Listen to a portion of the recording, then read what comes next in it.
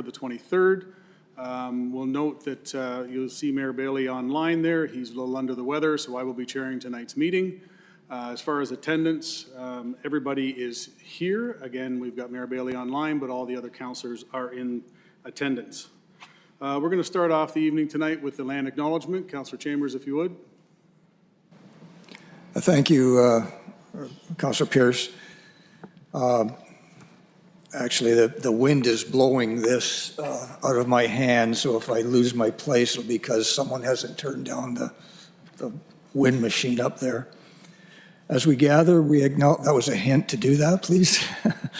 As we gather, we acknowledge that we meet on the lands and territory of the Mississaugas of the Credit First Nation, Six Nations of the Grand River, and the traditional territory of the Adirondack.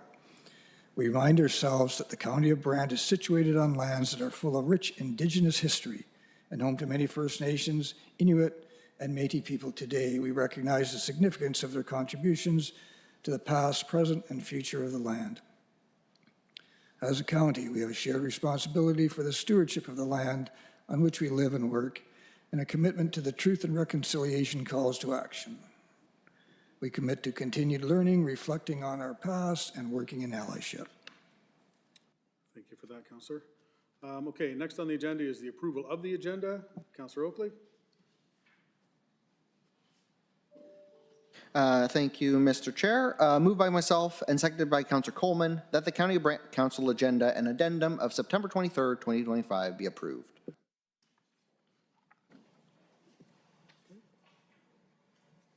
Just before that approval, my apologies. Anybody have anything to add to the agenda? Councillor Miller. And I apologize, Mr. Chair, but two items under other business. One, I want to ask a question about ATVs, and a second item about shared services agreement. Anybody else with anything to add to the agenda? Okay, to the mover and a seconder, you're good with that, adding the other business. Any other questions? All in favor? Opposed? That is carried. Thank you. Declaration of pecuniary interest. Any at this time? Seeing none, if any arise through the meeting, please let me know. Delegations, petitions, and presentations. As everybody can see, we've got a packed schedule tonight. I think we've got 11 delegations. Pardon? Oh, did I say something? One to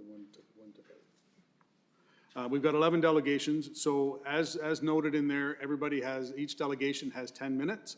So we are going to hold as firm to that 10 minutes as you can. So if you are a delegation this evening, please do your best to ensure that it is within the 10 minutes, and I'll give you a 1-minute reminder, and then we'll go from there.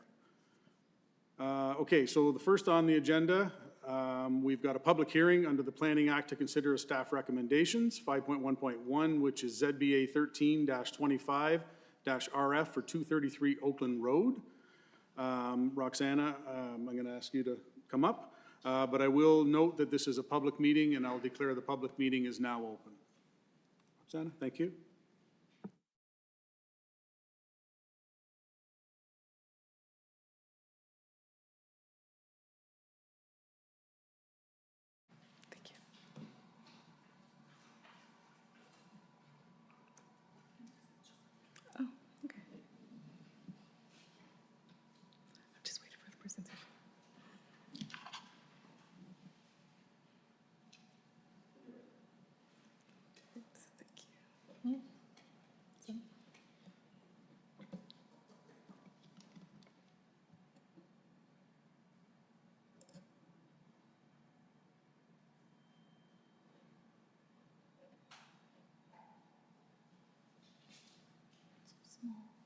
It's hard to see. Slideshow. Okay, perfect. Thank you. Thank you. Good evening, everyone. Good evening, Mayor Bailey and members of the council. I just want to take a moment to thank the mayor and council for hearing this application here tonight. I know planning applications are typically not brought up at these meetings, but this application was previously brought to Committee of Adjustment. It was refused in July, and since then, the applicant has come forward with a zoning bylaw amendment, so we're just trying to help and move this application forward. So thank you again for hearing this tonight. So this is a zoning bylaw amendment application, ZBA 13-25-RF, submitted by James Scorgie, the owner of the property at 233 Oakland Road. The application's proposing a zoning change with the addition of a site-specific provision. This application was previously presented for information on September 9th, and staff are now bringing it forward for recommendation for approval.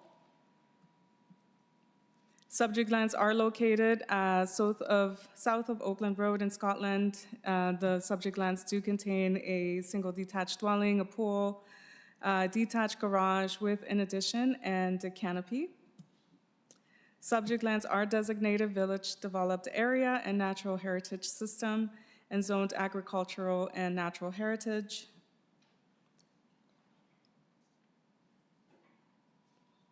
Zoning bylaw amendment proposes to rezone the subject lands from agricultural to suburban residential with a site-specific provision. Some key considerations were determined through the circulation to commenting agencies and review of this application. To date, no comments have been received as part of the public circulation, and it is my professional opinion that the proposed zoning bylaw amendment to rezone the subject lands from agricultural to suburban residential with a site-specific provision is appropriate and represents good planning. The amendment will bring the property into conformity with the official plan and the zoning bylaw, and therefore it is my recommendation that the application be approved for the reasons outlined in the report.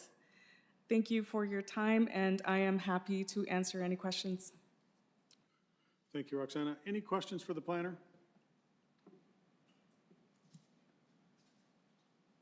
Okay, seeing none. Is the agent or applicant present with us tonight? Is James here? Did you want to come up and say anything, or? It's totally up to you. You don't have to? Okay, I appreciate that. Okay, so what I'm going to do now, as this is an open meeting, I'm going to open it to the floor. Is there anybody present tonight that would either like to speak for or against this application? I'll ask a second time. Is there anybody present tonight that would like to speak for or against this application? I will ask a third and final time. Is there anybody present tonight that would like to speak for or against this application? Okay, seeing none, I will declare the public portion of this meeting closed, and I will look to committee. Councillor Miller? I was going to move it. Move it. Councillor Coleman, second it. Questions? Seeing none. All in favor? Opposed? That is carried. Thank you for that. Okay, so as I say, we're going to start our next delegation, Brant Municipal Enterprises. Darrell? And again, we'll just remind delegations that you have 10 minutes, and there will be a clock across the room that will give you your time if you want to have a look to see where you're at. So Darrell, whenever you're ready, go ahead.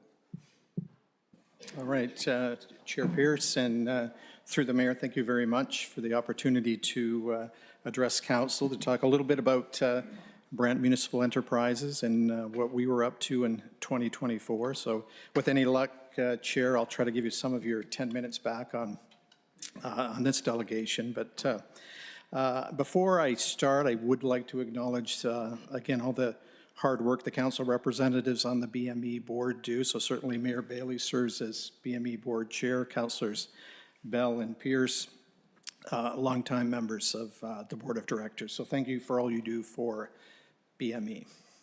I'd also like to acknowledge Sean Jacob is in attendance. Sean's our Director of Energy and very, very busy this time of year. So thank you, Sean. So in terms of why we're here, once a year, pursuant to the county's shareholder declaration with BME, we check in once a year, present an annual report. Council's required to approve the audited financial statements of BME, so that brings us to our attendance tonight. So I apologize for the the kind of voluminous package in your agenda. There's lots of information there. There's our overview, our annual report, the audited financial statements are attached to that as well. So I'll speak very, very briefly to some of the kind of the highlights or the key features of the report this year. And I really think 2024 was a really significant year of transition for BME. I think foremost among the kind of those priorities was the transfer of the Cowan Community Health Hub ownership from the County of Brant to BME. I think that occurred in a pretty seamless fashion, really for patrons and tenants of the facility. I think that went very, very well. So BME is now the owner-operator of the Health Hub, and very proud of that asset. 2024 was also a year that saw really significant growth in our energy division, so Sean's group. And for the first time, we undertook a lot of projects even outside of our immediate region. So, for example, we partnered with Six Nations on some projects, worked on a sports field lighting project in the city of Kitchener. We even assisted the city of Elliott Lake with some kind of field lighting questions and a project they had as well. So I think you're going to see that when 2025 ends too, that we've had a significant growth in the number of projects we're undertaking in the energy division. So, and also in 2024, we're able to partner with the county as we typically do on a number of key projects. So they're highlighted in our report as well. Those are projects that really emphasize future energy savings for the county and reduced greenhouse gas emissions. We've done projects, as you'll see in the report, at the Burford Arena Community Center, Mount Pleasant Community Center, work on the Penman's Pass footbridge, the St. George baseball fields, the great work done at the Wilkins Community Center here in Paris. So I think very proud of the work we've done on those projects. When we get down to the numbers, I think you'll see for the second consecutive year, BME's generated positive income from operations, so certainly in terms of cash flow. But you'll note, with the addition of the Health Hub to BME's balance sheet, a significantly different look to the financial statements, because we add two significant non-cash expenses to the book. So those are kind of the amortization expense as it relates to the hub, interest expense, which is a function of the interest rate on our outstanding mortgage with the county. So when you factor those in, that creates a net loss for accounting purposes, but certainly BME is cash flow positive again in 2024. I should note that as owner of the Health Hub, one of the requirements is that we establish a reserve for those large or significant facility maintenance or future repair costs. So we've done that, and we contribute to that reserve annually. And I think it's again important to note the work we're doing with the County of Brant in terms of its alignment with both the county's strategic plan and being supportive of the targets in the climate action plan. So I think that partnership is key for us, and I think working together we can start to really support the county in meeting those targets within the plan. I think as we look forward into 2025, I think we're positioned very, very well to continue to take advantage of opportunities in the renewable energy sector as that space continues to evolve pretty rapidly.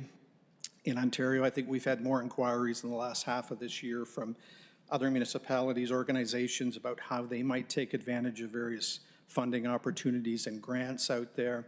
And as I say, in 2025, I think we've probably got close to 20 projects in the energy division, either within the county, Six Nations, or kind of in neighboring municipalities. So I think this will be our busiest year ever in terms of, it will be in terms of revenues in that division.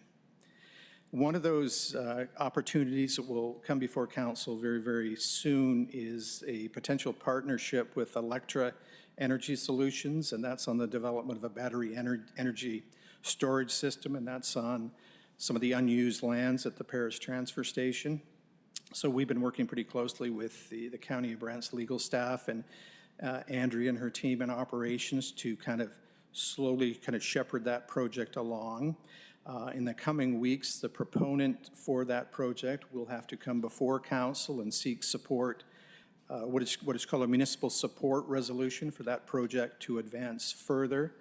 Prior to that, the proponent must hold a public open house, and that's October the 9th here in Paris. So right now, the priority for BME is working on the development of the appropriate lease where the County of Brant would, a head lease where the County of Brant would lease those lands to BME, and then BME in turn subleases to the project developer. So lots coming in the next few weeks on that project. So, you know, again, with an eye to 2025, BME presented a pretty ambitious operating budget to the BME board in terms of potential revenues from a potential expansion of projects in the energy division, and not to get too far ahead because our board meets this Thursday, our third quarter board meeting, but I know our budget is pretty much right on track this year, so we're pretty proud of we're tracking in a very, very good direction in terms of meeting those 2025 numbers. So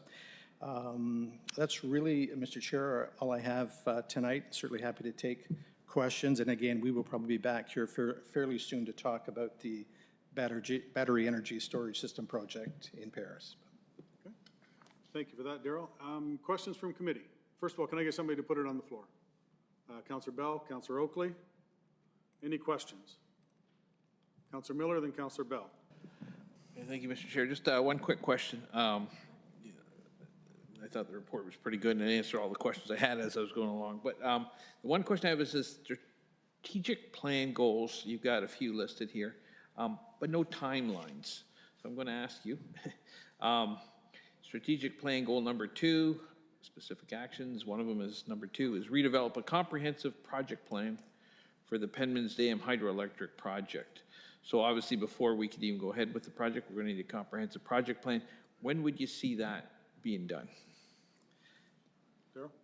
Again, through the chair to Councillor Miller, that's something we, are hoping to be working on right away. I think that I think the concern right now is that there was funding in terms of rehabilitation costs for the dam. I think that funding in the county's capital plan is no longer there. So I think step one is working with the county to make sure we align those capital dollars to support this. But given some of the changes we've seen in kind of the legislative framework, it would pave the way for this project to move forward. So certainly we've got the Electra project kind of teed up as number 1, but I think Sean would agree that slots right in behind it. So certainly something we're actively working on. Okay. I've always been a big proponent of it, so glad to see it in there at least. Thank you. Councillor Bell. Thank you, Mr. Chair. Through you to Darrell. Darrell, thanks for this report. Very comprehensive. There is a question that maybe the eagle-eyed people might pick up on. It's just the comment about contributed capital in respect of the community health hub. Could you just explain what contributed capital is for those people listening? All right. Through the chair, I will do my best, Councillor, but the reference in the audited statements here kind of it's when we consider the mortgage that BME has obtained with the county in terms of the balance of payment for the acquisition of the health hub. In accounting terms, it's deemed that the interest rate received from our lender, the county, is at less than fair market value. So I think the splitting that out to include a portion of it as contributed capital recognizes that 1.5% interest rate that BME was able to obtain on the loan.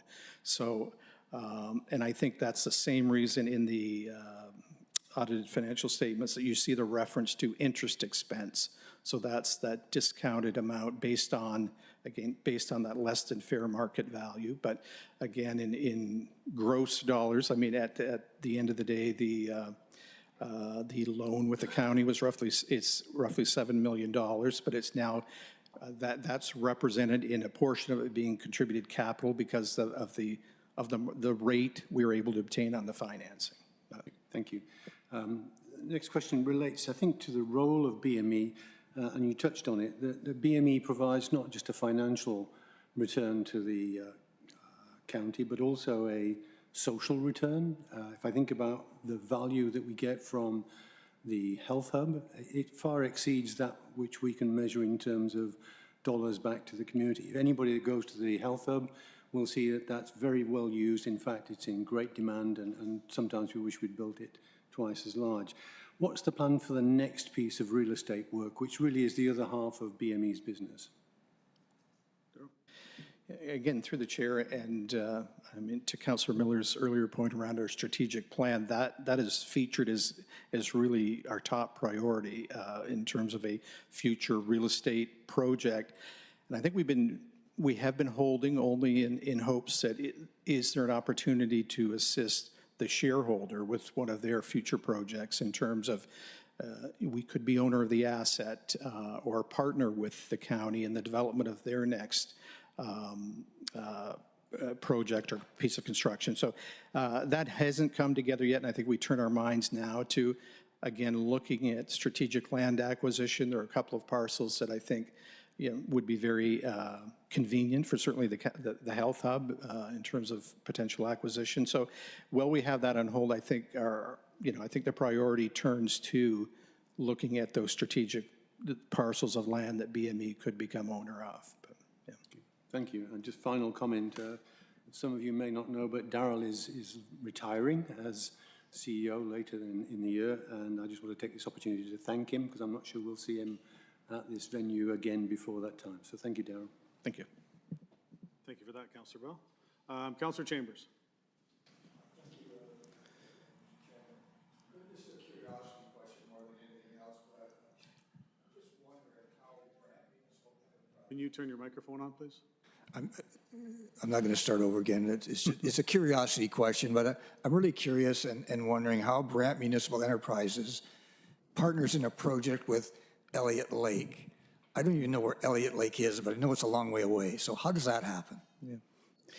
Well, again, certainly through the chair, BME is a separate corporation, independent of the County of Brant. So any resources we require of the shareholder, we do that through a purchase of services agreement. So there's nothing that would prohibit BME. We compete in the private sector in terms of those projects we may do with Six Nations and other municipalities. So there's nothing to preclude that. I think, Councillor, the only thing I would note is that within BME's mandate or in its articles of incorporation, there are tax implications for work we're doing outside of the county.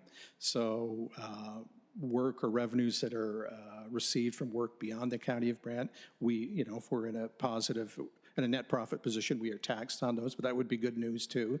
It means we're generating a profit, but there's nothing that we're aware of in terms of our articles of incorporation that prohibit us from doing that. And to be honest, we're finding lately that there are a lot of, I think because of the county's position as being a leader in many regards with a lot of green energy, renewable energy projects, there's a lot of, I would say, smaller municipalities reaching out to get more information about how we've done certain projects. And Sean is working as an example with the town of Pelham right now on a feasibility study in terms of some rooftop solar they would like to do. So I think the work that the county has done over the years with BME and the county itself has really positioned us well to be a player in this space. So I think that's proved really valuable.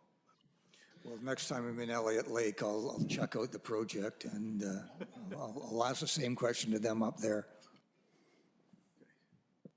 Any further questions? Okay, seeing none, thank you, Darrell. So we've got a mover and a seconder to receive his information and that the BME audited financial statements be approved. No further questions. All in favor? Opposed? That is carried. Okay, moving on to 5.3, we've got Jennifer Haley, who's the chair of the OPP Detachment Board, and we've got Acting Inspector McTaggart, who is Acting Inspector of County of Brant OPP.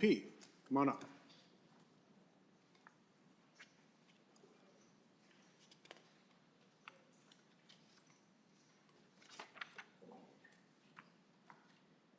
So whenever you're ready, go ahead.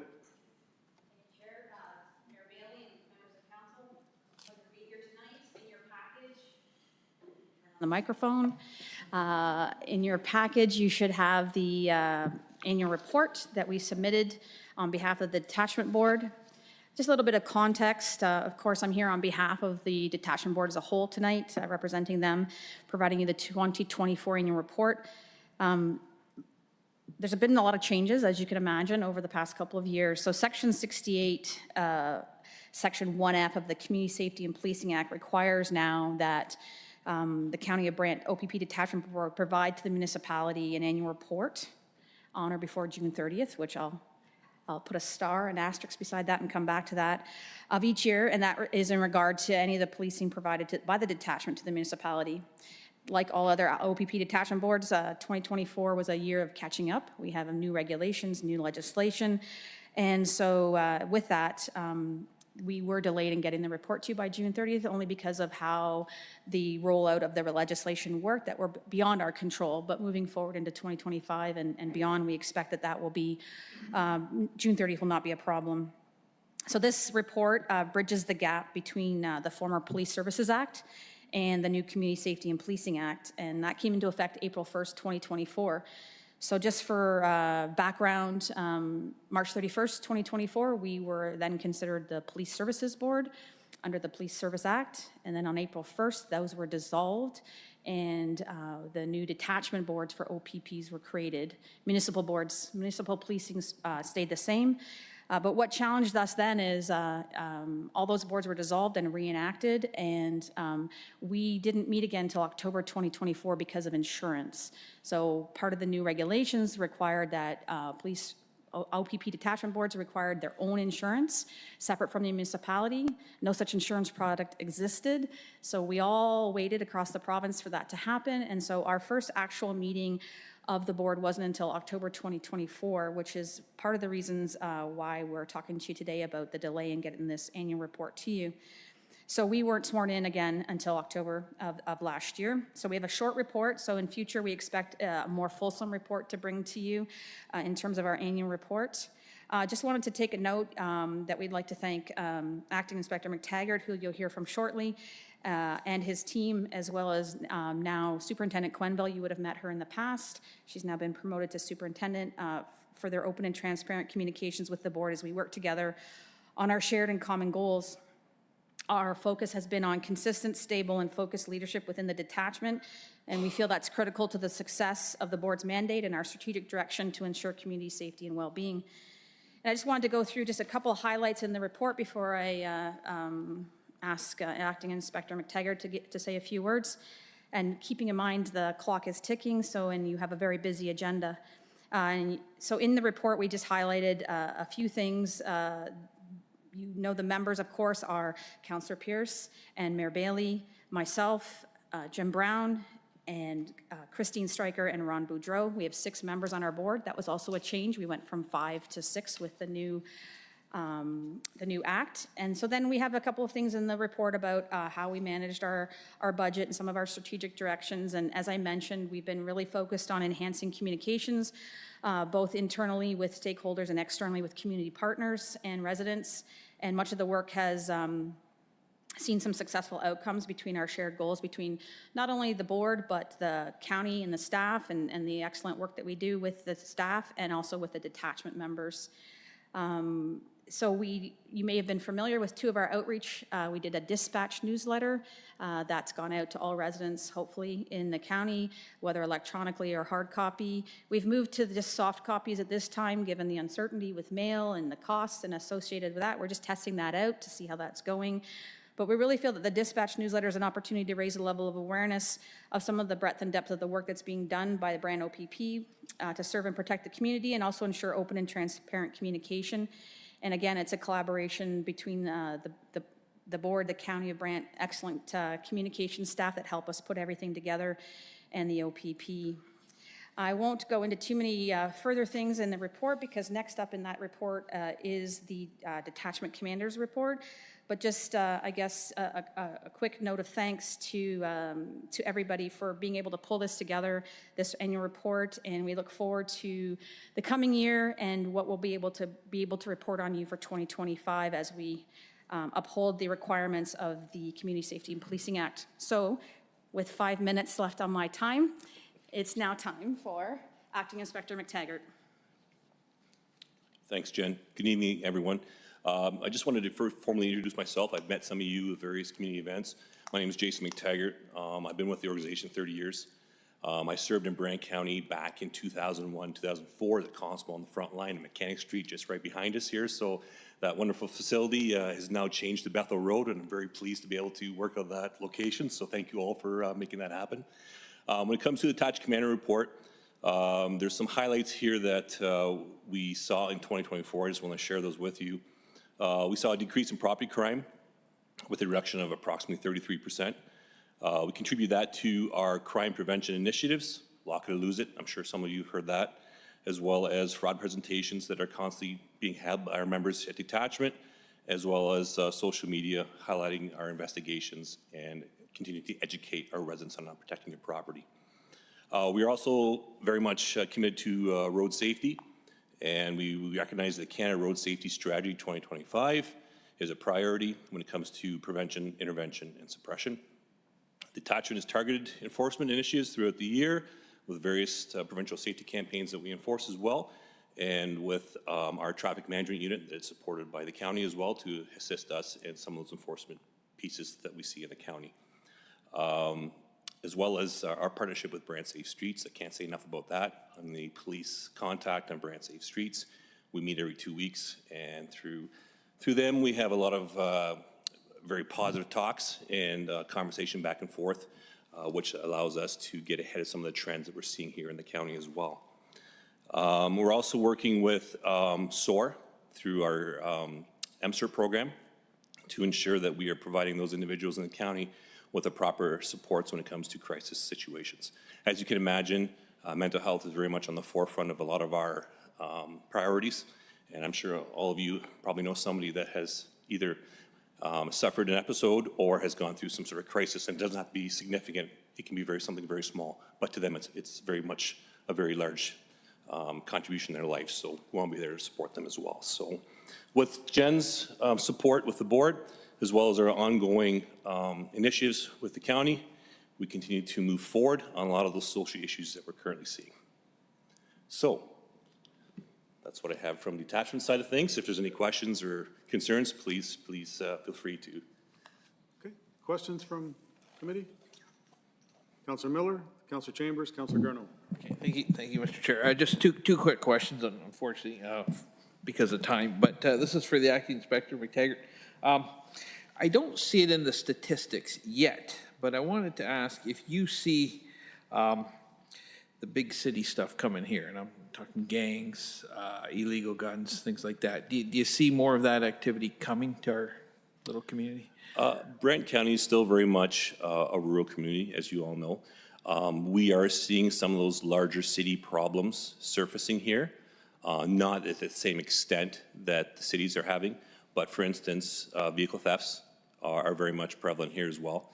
And I can't encourage everyone enough to please lock your vehicle. We had a community safety night last week that garnered a lot of attention. So I recognize that there's people in the county that are doing their part to curb this sort of property crime. So to your point, Councillor, is yes, we are seeing little bits of the city in the county, but we are definitely on top of it. Okay. Always helps to be prepared. And then the second question, in our package tonight, there's support for Brantford's resolution calling for bail reform. One of our MPs, Larry Brock, he's pushing for bail reform. And I think it's because, a small percentage of the people out there commit most of the crimes. And is that something that would help us if we seen that bail reform, do you think, as far as crime statistics go? And it might be, I hope it's not a political question for you, but. Just to clarify then, are you asking about our contribution to bail reform? Do you think bail reform would help reduce the amount of crime in Brant County? Absolutely. As you can imagine, I don't know if anybody recognizes the name Greg Percella. He was an officer in Haldeman County that was fatally killed by somebody who was on release. Okay. So that very much sinks home to me as an officer and as a leader in this organization that one of my own members has lost his life doing his job by somebody who should have been locked up. Okay. So absolutely, bail reform is a priority for us, and we do as much as we can locally to ensure that we are managing it as well as trying to get ahead of it. So I encourage all of you to reach out to your respective counterparts to encourage that to continue. Okay, thank you for the honest, frank answer. Appreciate it. Thank you for that. So before we go to Councillor Chambers, can I get somebody to move and second this to get it? Councillor Howes and Councillor Kyle, thank you. To you, Councillor Chambers.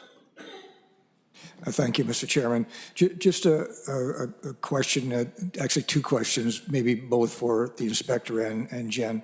And I don't want to get into specific examples, but I'm going to use two examples, who am I supposed to call when people call me in terms, first of all, we all received an email this week on ATV problems, dirt bikes and that kind of stuff being a nuisance and being frustrating and aggravating to the residents on continued violations with ATVs and dirt bikes. And then I have a second question if you want to answer that one first. Well, I'll maybe defer this to Chair Haley because this is very much on our communication protocol that we've developed, and I'll let her speak about that. So I'm not sure when exactly, Councillor Chambers, but in August, I believe, an updated communications protocol memo went out to council members.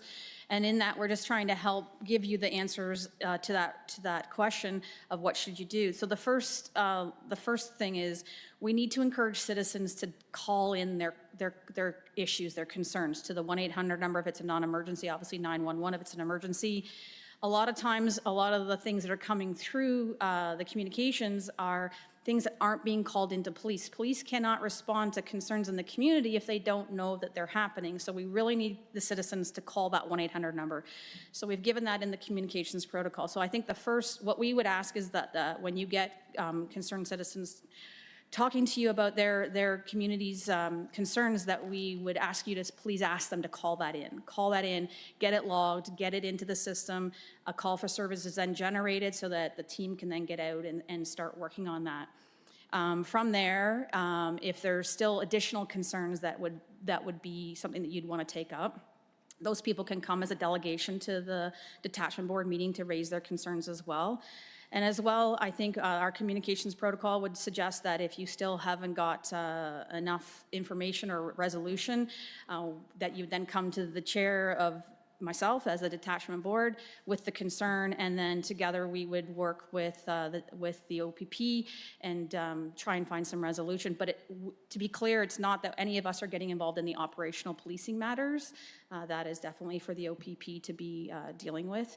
Hopefully that outlines that, and if we need additional copies, or I'm sure Cindy can circulate that again, but hopefully that's a helpful start, Councillor Chambers. And Councillor Miller has put that under other business later on this evening, more specifically.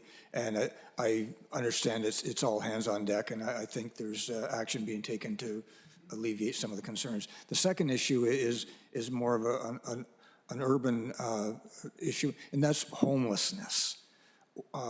If we get complaints about people on the street, who do we call and what do we do about that?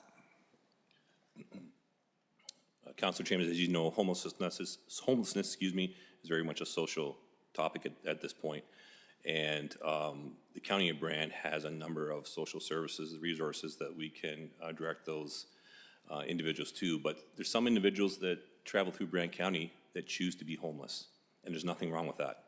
And if they're transient in nature and they're going from A to B, they're not bothering anybody, and they may spend the night in the park or whatnot. We have to be very cautious of those individuals and that they may not be in a crisis situation. On the other side of that, you're going to have those individuals that may be suffering a crisis, that have been homeless for a number of reasons, financial, job loss, whatever else that has put them in a position where they require additional services. And that's where, and it's hard to provide an exact answer on this is what we do, because every situation probably is a little different. So what I would say though is if you have a situation where you're presented with an individual that is in a state of crisis, please call us and we will do our very part. But that's where it's important for our social agencies to present to you what services they can provide, victim services, safe beds, all those services in the county, and we're trying to expand that through the community safety and well-being plan that we just recently developed to try to ensure that the county has the adequate resources in place to support those individuals, that the big city has all those resources in place where we sometimes struggle with that and in connecting them with those services, especially if they have no means of transportation. So I know that doesn't necessarily answer your question per se, but it gives you something to think about. Thank you. Councilor Chambers, you're good. Councilor Garno. Thank you, Mr. Chair. Through you to the acting inspector. I was at the safety meeting last week. It was very well attended and the information was excellent. One of the questions I often get, and we've had this conversation in rural areas, is police presence and visibility in the community. I wanted to ask about on page 16 when it talks about the total frontline hours, the personnel in the field, that over a 2-year period we're down by about what appears to be 11,000 hours. If you might be able to speak to why that's the case and kind of how we're tracking for this year, please. So I looked at that as well and tried to wrap my head around that. That was not part of my report. Our strategy unit provides a lot of this detailed information when it comes to the data. So I think there's a number of opportunities here to explore, and I actually have an email into our strategy unit to try to provide some explanation to it. Now, there's a number of reasons that possibly could come to light. I'll address those. Data integrity is part of it. Reporting mechanisms. We just transitioned to a new service delivery model, which is reflected on your handout as well when it speaks to how we're now capturing data. So there's a number of reasons that I believe contribute to that, those numbers, and I promise you I am looking into providing some sort of context to all of you to understand. Perfect, thank you. Councilor Bell, Councilor Oakley. Thank you, Mr. Chair. Through you to Acting Inspector. I was going to follow up on Councillor Garno's comment that whilst the frontline hours appear to drop, our population hasn't dropped, it's actually grown. So as a number of hours per member of the population, it's getting smaller. And is there a staffing challenge that you have, or is this indicative of we're getting better and there's less crime to actually manage? Staffing is always a challenge. And I'm not alone in saying that. Most businesses are seeing that same sort of challenges as well. But for the most part, our organization is doing a fantastic job of staffing us here in Brant County. I know that wasn't always the case years ago, especially if some of you have been on the council for some time. You know the struggles that we faced here. But currently, we are staffed. We have a couple of vacancies, but nothing enough to account for some of the hours that you're speaking to here. So I am looking into those hours and the difference in those numbers. So I will get back to council on that. In regards to staffing, we are in good shape and continue to move forward on that. Yeah, thank you. One final question, if I may, Mr. Chair.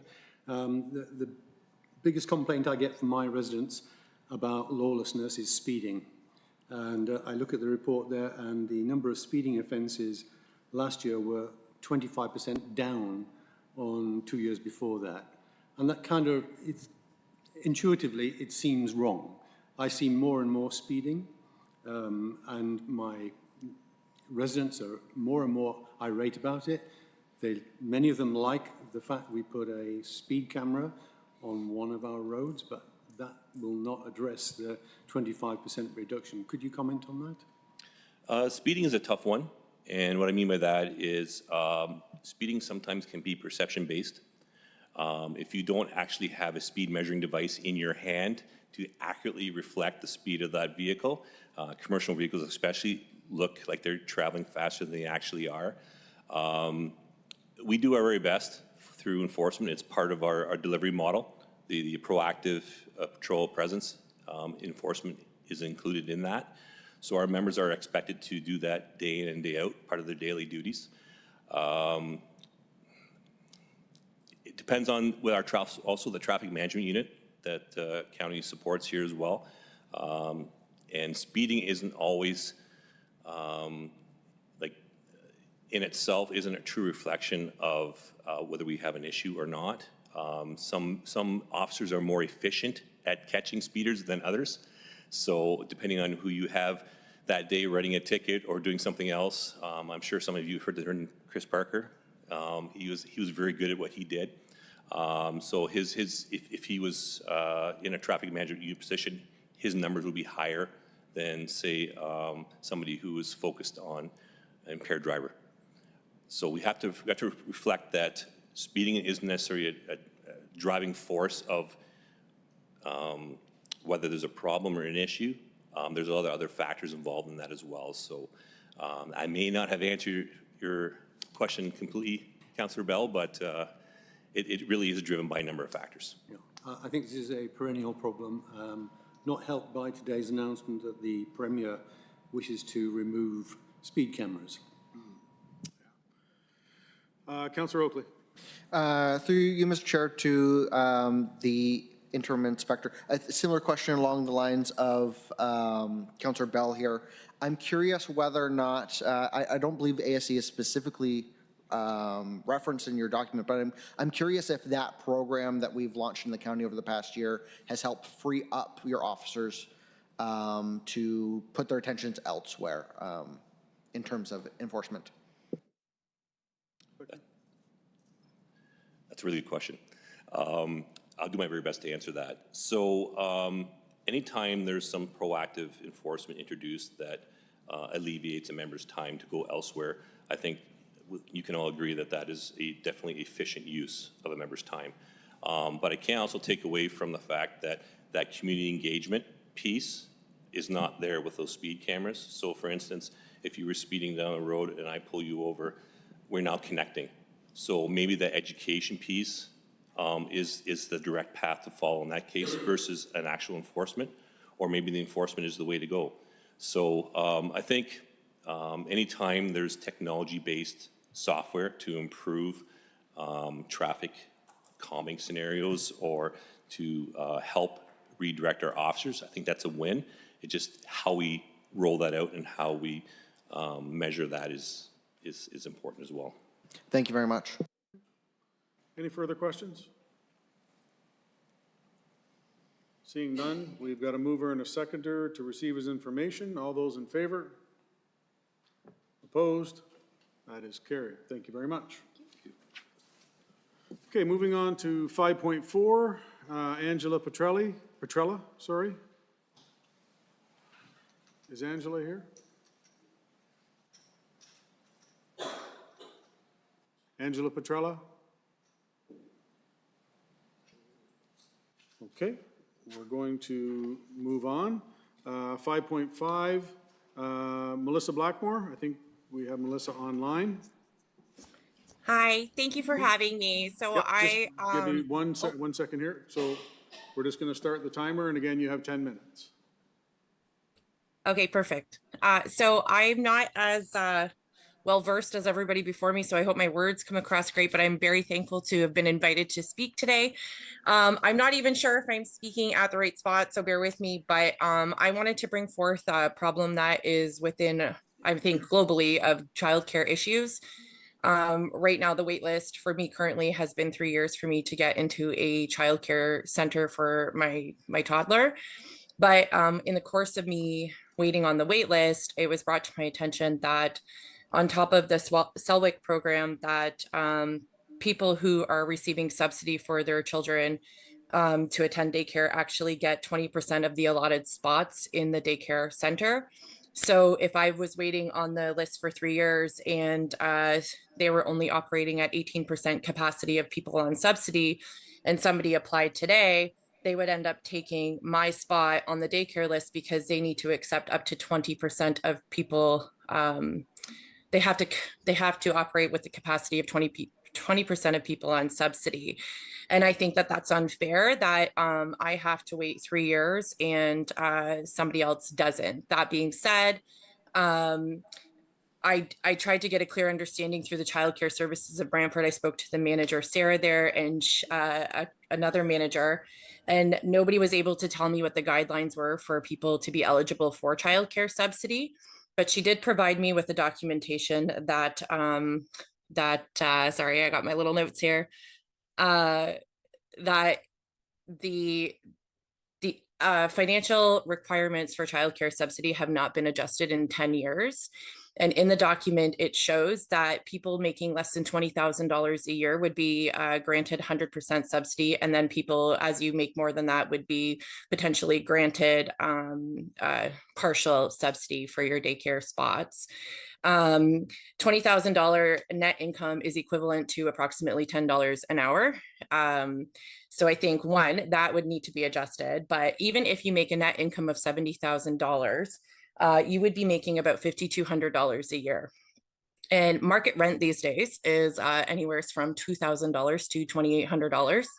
So that is over half of your monthly income, not adding in utilities, gas, groceries, essentials, your phones. And then because at $70,000, you are not deemed eligible for childcare subsidy, you would be forced to pay a minimum of $1,000 a month on top of that for childcare.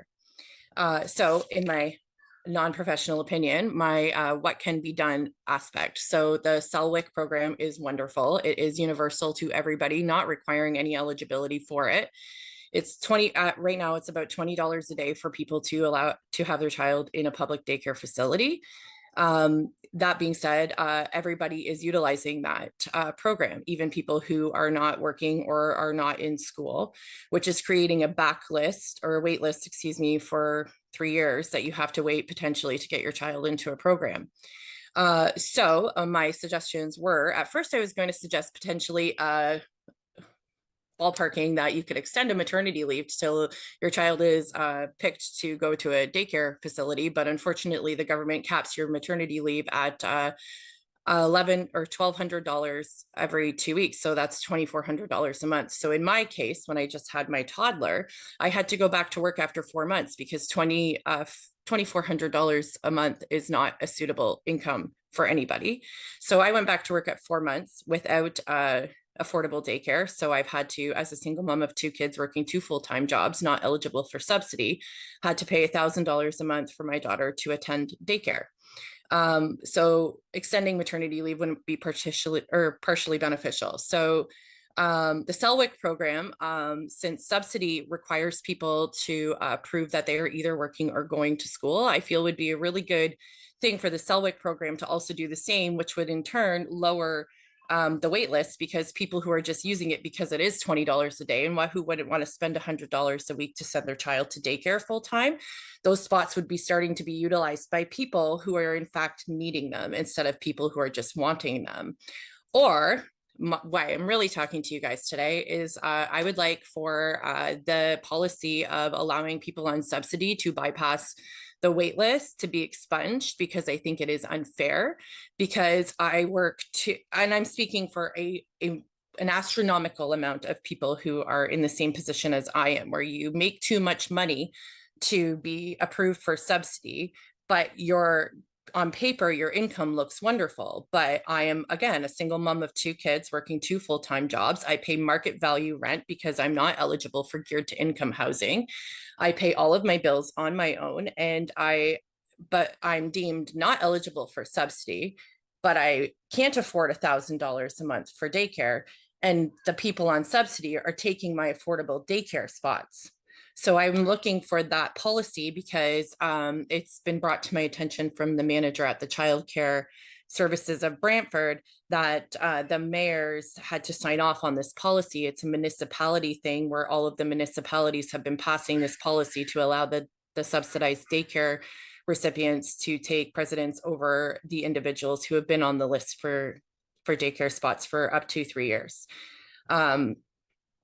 My bosses wanted me to add that I am an administrative assistant for 4 pediatric psychiatrists at the Children's Hospital in London.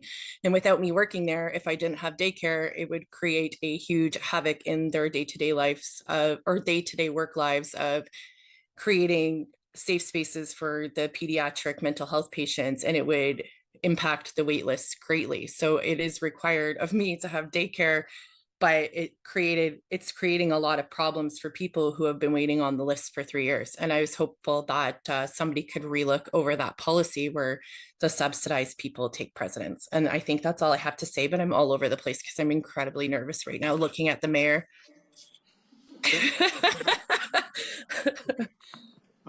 Thank you for that. So can I get somebody to put this on the floor? Councillor Howes, Councillor Garneau. Is there any questions?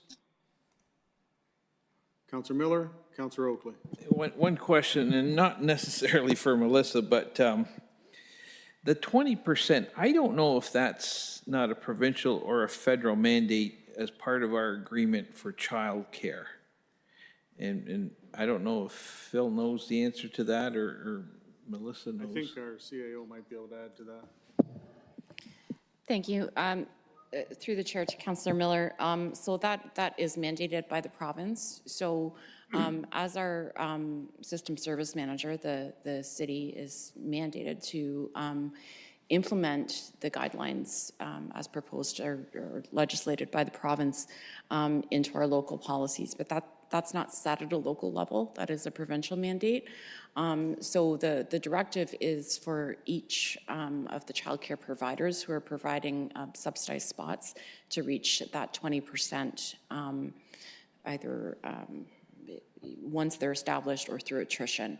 So that's really the sticking point and what's causing a lot of these waiting lists. And I'd like to add that we share the frustration by the delegate and many people of the public in the waiting lists. We're all very aware that we need more programs, and we have advocated for that to the province, and will continue to do so.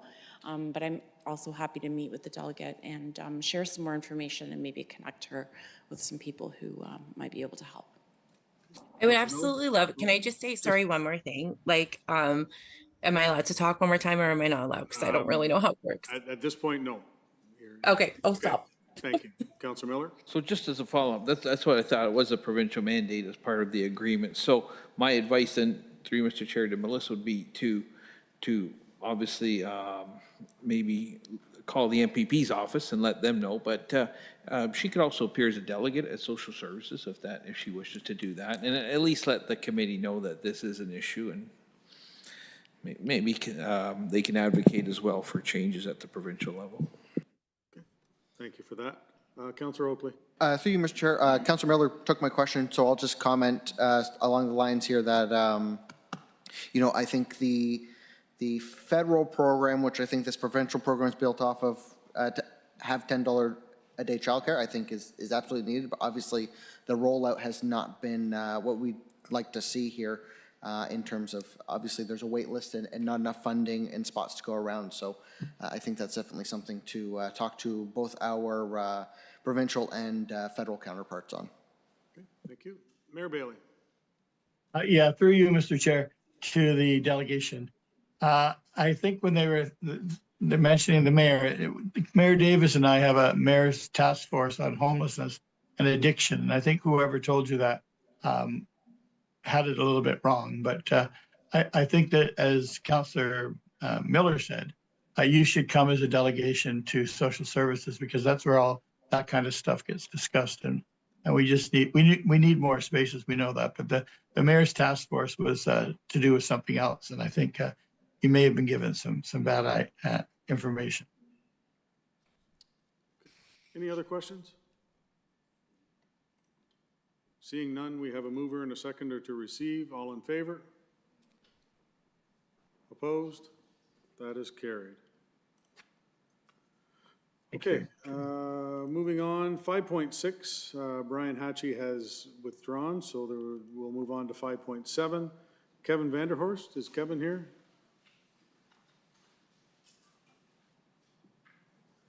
Come on up.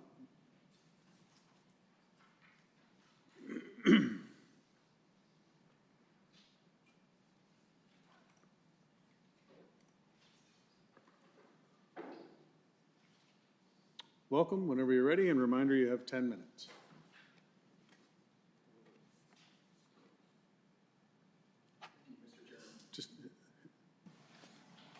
Thank you, Mr. Chairman. Again, my name is Kevin Vanderhorst. I'm a small business owner in Brant County.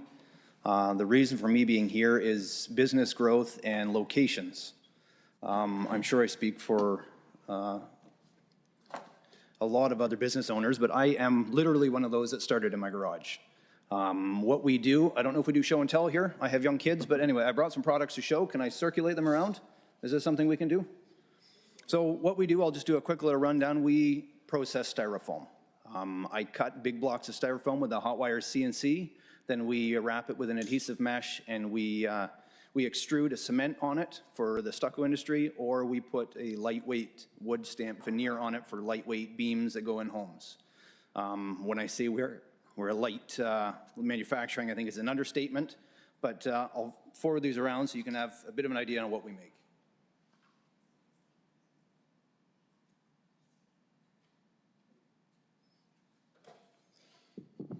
So I don't plan on getting into the nitty-gritty of the business, but I thought for context it would be helpful. As I did indicate, I have literally started in my garage. From there, we grew into a bank barn. Bank barn didn't work so well in the winter with the snow blowing through the walls.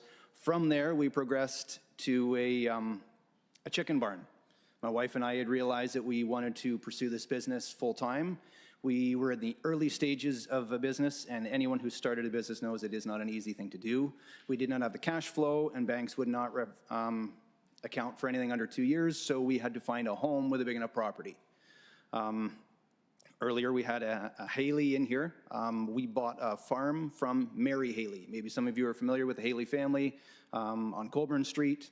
We moved into a 5-acre property with a 3,000 square foot chicken barn. Again, I don't mean to ramble on the business, but we moved into there. I don't know if that was up to code or not, but we turned an empty chicken barn into a heated, lighted up, lightweight manufacturing facility, and we ran out of there for 5 years. As we grew, I hired a few more summer students. I ended up sponsoring through our church some African refugees who have been instrumental in growing our business. After 5 years, we realized that, again, space was an issue. I had transport trucks backing up my driveway because of the lay of the land. They couldn't turn around. I have 5 children. They run around. Wasn't suitable for a home-operated business, and no longer did I work from home. I lived at work. So we needed to find a solution. I'm a Dutchman. I don't like spending money unnecessarily, but I had to rent. So we ended up moving into the old Logger Toy building. Maybe some of you are familiar with that, right across from the China King restaurant in Brantford or in Canesville, right by the Tim Hortons. We moved into a section of that, and we set up a plant there, 7,000 square feet. We thought it was fantastic. Now we're 7 years later again. I've been told rent is increasing 40%. We are tight on space. I would love some other opportunities. My goal is to build my own shop. Now, I can't afford commercial real estate. For something my size, we've grown from the 6,000 square feet, from the original 3,000 to the 6,000, now we're around 11,000. I would like to build a 12,000 square foot shop. Ideally, I would like to find land to do this. Commercial land runs $3 to $6 million for something like that, or with the building on it. If I want to just buy commercial land and build on it, again, you're talking $800,000 to $1 million per acre. If I buy commercial land, I can build on 1 acre. I would much rather build on farmland. Now, when I say that, please understand I am not trying to take away farmland. I understand there's parameters set in place for on-farm diversified use. I've shared a folder. It should be with most of the councilors on there. Among other things, on-farm diversified use specifies that a business can only use 2% of the property for the business. And of that 2%, 20% for the actual building. Reverse math, if I want a 12,000 square foot shop, means I need 70 acres. That's just simply not in the budget. We're a small growing business in Brant County, and we'd love to be able to stay in Brant County and do what we want. Getting back to my African refugees that work with me, I would love to be able to have a barn or a shop that also has multi-purpose use for farming. They would love to raise goats and chickens and some crops. My proposal here is there is property, again, I've shared this one, number 10 White Swan Road, right on the corner of Colburn Street East and White Swan. There's 7.8 acres for sale. This is not currently farmed. It is zoned agricultural. It, as far as I'm aware, in the last 30 years has never been farmed. It's very difficult to farm 7 or 8 acres, so I don't see anything in the foreseeable future where it is going to be farmed. My proposal is there any way I can use something like that for my property to build a barn? I want it to look like a barn. I will simply build a pole barn. I want it to act as a barn. I want it to function as a barn and fit the rural setting, but I want to move my business into it as well. Enough people say, well, just be a cowboy and go and do it and build it and ask for forgiveness later. I'm not interested in abusing our system. I'd like to use it. But is there a way to do this? I understand that on-farm diversified use is set at the provincial level, but is there a way to make something like this work, or am I just forced to look with the hope that 70 acres or 80 acres is going to fall into my price list or eventually be pushed out of Grant County because there's very few opportunities. I'm going to leave it open. I can give you more details on our business, but I don't think that's so relevant. I'm just simply leaving it open to the floor. I'm more than willing to take some questions, thoughts, comments. Maybe I'm barking up the wrong tree. I have dealt with Brant County planning.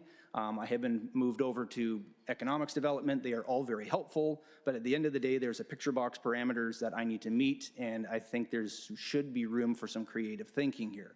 Is there a way to do what I'm attempting to do, or is there a way or a means, whether we need to rezone, which I really don't think we should have to do, but is there another way to address this issue? Again, I'm not the first person in Brant County to face the problem, but I do appreciate any feedback, questions, or thoughts. Please. Thank you for that, Kevin. Can I get somebody to put this on the floor? Councillor Coleman, Councillor Garneau. Any questions?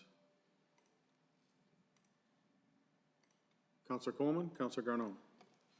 Thank you, Mr. Chair. I was just wondering if we could get a comment from planning staff.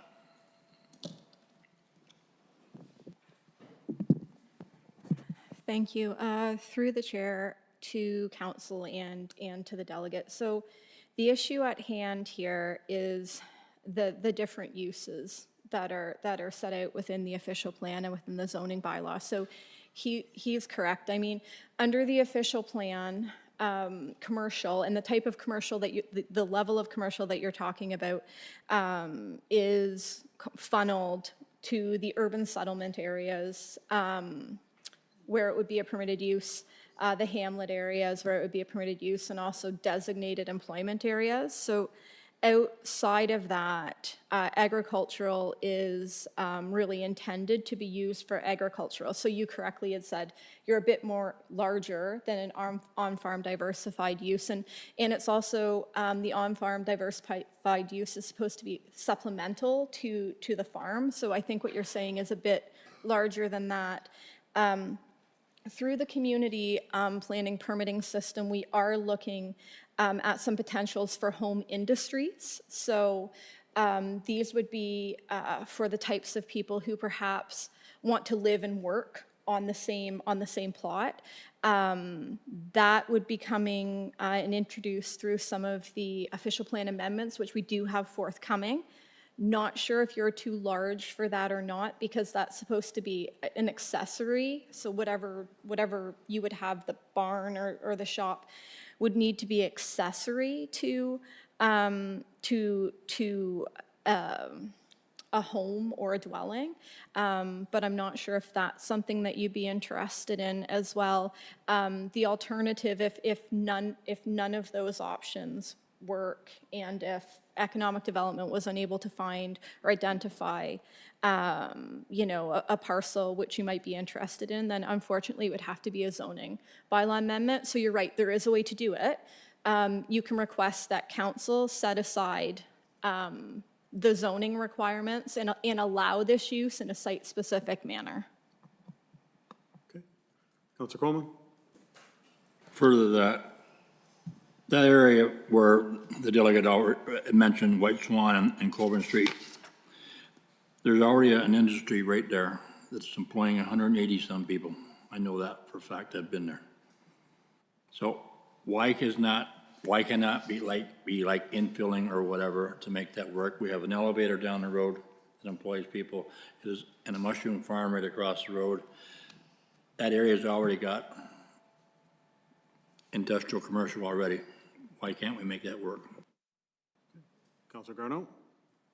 Thank you, Mr. Chair. Some comments, if I may. Yeah. I want to thank the delegate for coming this evening, because been there, done that as a small business owner as well, having to find something that we could afford. I was fortunate earlier today to be in a conversation with someone in a position of influence as far as on-farm diversified use and what to do with these smaller parcels across our municipality and others that are not practically farmable yet bound by those prime ag rules.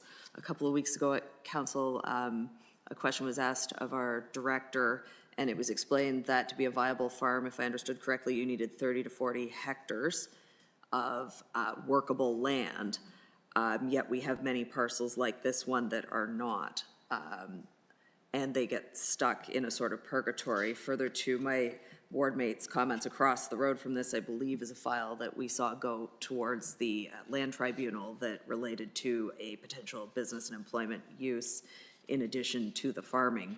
So I think we're at a bit of a crossroads as far as how to approach some of these questions, because we need the small businesses, we need the employers, we need the tax revenue they bring in, but also the jobs in our community. To our delegate earlier, commuting to London for work and reliant on childcare, I don't really have the solution, but I do think that this is a broader conversation we have to have as a municipality, and some of the forthcoming changes that the planning team is working on, I think, are a step in the right direction. And I know, as far as our friend here tonight is concerned, that might not get things far enough, fast enough, but I do think that we really need to pay attention to these types of challenges going forward. Thank you. Thank you for that. Councillor House. Thank you, Mr. Chair, through you, and to Kevin, and I'm going to echo some similar sentiments, but in my day job, I work for a company that started in 1947 in a chicken barn. And that's the way it was 150 years ago, right? And it is tricky. Like, you're highlighting something that is a true challenge within growing municipalities, because, and you could see this, if we look outside the box and find a solution for you, the next person who has a small industry could come along and go, well, how come I have to pay commercial rates when he got to, right? So there's precedent issues that we have to factor into this. I do hope that there's a solution for you. My question for you is, have you, and I know you prefer not to rent, and I understand the feelings behind that, but have you looked at partnering with other businesses who might together use a bigger building and you all kind of share in it together? Is that a possible option that you've looked at? May I respond? Thank you. We have looked into that. Because of the nature of my business, it's very niche and it's difficult to find a partner that works in a somewhat similar setting. Granted, I understand that, just say hypothetically we found a 60,000 square foot building and someone used 20,000 square feet and someone else, and divided it up. I'm not opposed to that. Again, it still comes down to rent. And again, I know there are hundreds, if not thousands, of businesses that are going to rent, and that's the way business works. I'm trying to think there should be other options out there. As some of the earlier comments were made, obviously as crime and things move into the city, so does cost. And as I indicated, I've been told 40% increase on my rent. If I'm going to be eating that and I can't increase my sell price, how can I sustain a business? Right? I mean, our margins are reflective of what the industry standard is out there. And if we're being set a new bar, that's difficult. So again, I've looked into it. It is, if I'm going to be very honest, I've got a list of 5 preferred options, and that's number 5. So there's certainly preferred options for me. Where I am now is working, but again, it is not ideal either. Part of the problem with where we are, we do bring in, even though I deal with styrofoam, we coat it with cement. Part of the floor is wood floor. We've already broken the beam supporting the floor one. So it's just simple logistics on how it works.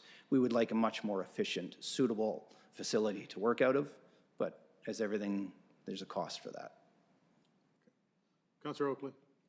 Through the chair, just a comment on this, based on sort of the discussion going on here. I just wanted to sort of highlight, sort of along the lines of what Councillor House said, 60 years ago, this is what you just do to create a business. You start from your chicken barn, so on and so forth. But I think those types of decisions and policies are why we end up with these fractured pieces of land, because of, we end up fracturing this farmland because of these other uses that creep in there, and sort of this proliferation of unintentional sprawl. So And I also think I'd like to highlight that the reason why commercial land costs so much is because of the permissions of what you can do on the land. If we open up our farmland to be able to enable these types of usages, it will reflect in the cost of that farmland as well, which will impact both farmers and ultimately be a net zero on what we're getting out from the commercial side of things. So I think it would be, I would caution overcommitting to this idea of allowing more commercial development within our agricultural area, even on these smaller pieces of fractured land, because it just continues to set the precedent that, you know, where we have set out to develop is not so much of a rule as it is guidelines. So, thank you. Councillor Miller? Just to reiterate what Councillor Garneau says, it's a hard one because maybe we find a one-off for our delegate, but this isn't the first time it's come up. We had a landscape company from Ward 1 wanted to relocate to Ward 4, but it was agricultural land, and they had employment that was non-agriculture. But as is pointed out, and I think we all know, employment land per acre, per hectare is very expensive. So how do we start businesses and help them grow a little bit while making sure we're honest to our official plan, where we are protecting agriculture land, where we're making sure that the employment lands, there's a separation between that and residential. So I don't have an answer, unfortunately, but again, getting back to what Councillor Garneau says, I think it needs more time and thought. Okay. Any other questions? Okay, seeing none, we do have a motion and seconded to receive as information. Although, Councillor Coleman. I'd like to see this referred to economic development. Staff, not to be received. Received means basically received. So, received and. I want it sent on that we could report back or something. Thank you. So Councillor Garneau, you were the seconder, you're good with that? Okay, so the motion is to receive as information and forward to staff for report. Everybody's good with that? Everybody understands? All in favor? Opposed? That is carried. Thank you. Thank you. Okay, moving on to 5.8, Jim Young, is Jim here? Oh, there he is.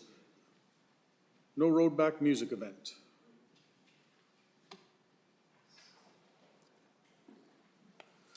Okay, when you're ready, and reminder, you 10 minutes. Just hit the button. That one right there, is that good?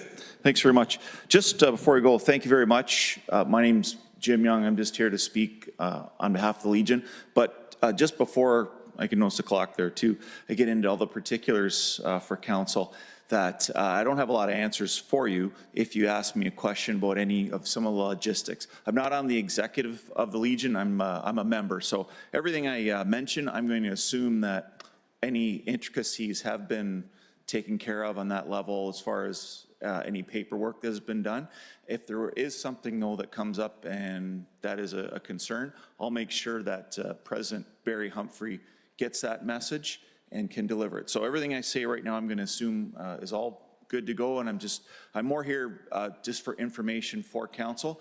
I was asked to come to speak to council from Roy Haggart, past president of the Legion.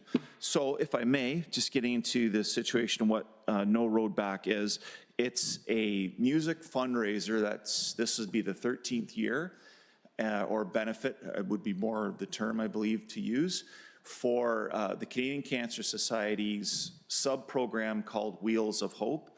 And for those of you who are not aware of what, Wheels of Hope is, it is a program which benefits patients who need transportation to cancer treatments. And around here, the research that I have done with the society, we have 3 locations of London, Hamilton, and Kitchener, where residents from Brant County would mostly be going. And as a result, there are costs. So the No Road Back event is a day where local artists volunteer their time to play music. They're there from 12:30 to 10, and it's like an open house, and people can come, they can make gifts if they wish. for the Wheels of Hope, or what we've really been pushing for is volunteers to step forth to become drivers for the program. And that is where we are with that situation. And we're not looking for any money from council at this point. We really don't, but I was here to, I guess, be the conduit to ask about is promotion. And there's a poster that's being created right now. It's just kind of being proofread, how it can be promoted in the community through the council, if it even can. I don't know. So I was sent to inquire a lot of this just about how we would promote an event of this nature, which is geared to local people who are in need. And I know I personally have spoken with the Cancer Society Wheels of Hope representatives to say, want to make sure that anything that might be given to you as a gift is used for people here, because we have need. And it's surprising the number of people that do have need. So I would like to ask how that could be done. Okay. I'll get somebody to put it on the floor first. Councillor Howes, Councillor Oakley.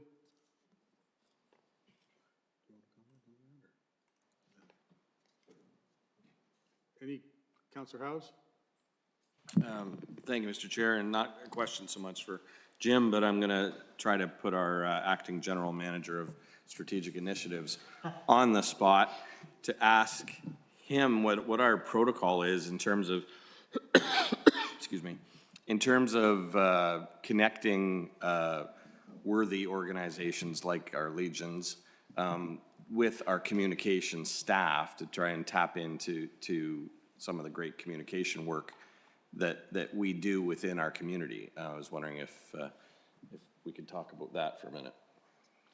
Certainly. Through you, Mr. Chair, to Councillor House, thank you for putting me on the spot. So we have an events calendar that obviously generates community events throughout the community. But certainly, I mean, obviously a very worthy cause, so we can certainly have some further discussions about how to best promote this event. Am I done? No? Through the chair. I just wanted to invite you and any members of the council and the mayor to come to that event. We're planning to do that November 15th. Any other questions? Councillor Oakley?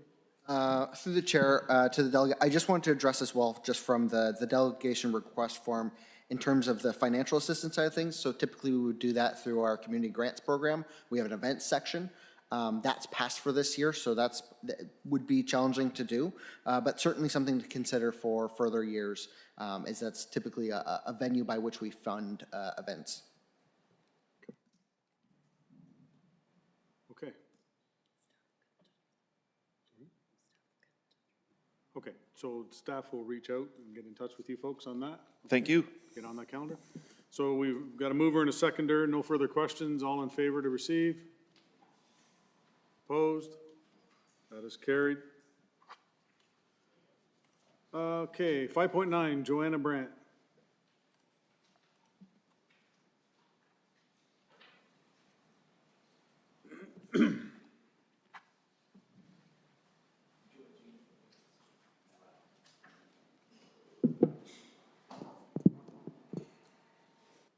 Okay, when you're ready. Good evening, Mayor Bailey, councillors and fellow delegates. My name is Joanna Brandt, and I'm speaking on behalf of the staff, volunteers, board, service users, and numerous allies of the Sexual Assault Centre of Brent. I'm here today to support Councillor Oakley's motion. Not sure what side of TikTok you all are on, but there's a viral trend right now where people try to convince their partners that they have spent $150 on a rock from the store Anthropology. Of course, it's just a rock from the yard that somebody's rinsed off and brought in and placed artfully on the table. So in an effort to remain current and relatable and to avoid being that person who always ruins dinner parties, by talking about work in the front lines of the rape crisis movement, I'd like to present our councillors with a rock. If you'll bear with me, there is a purpose.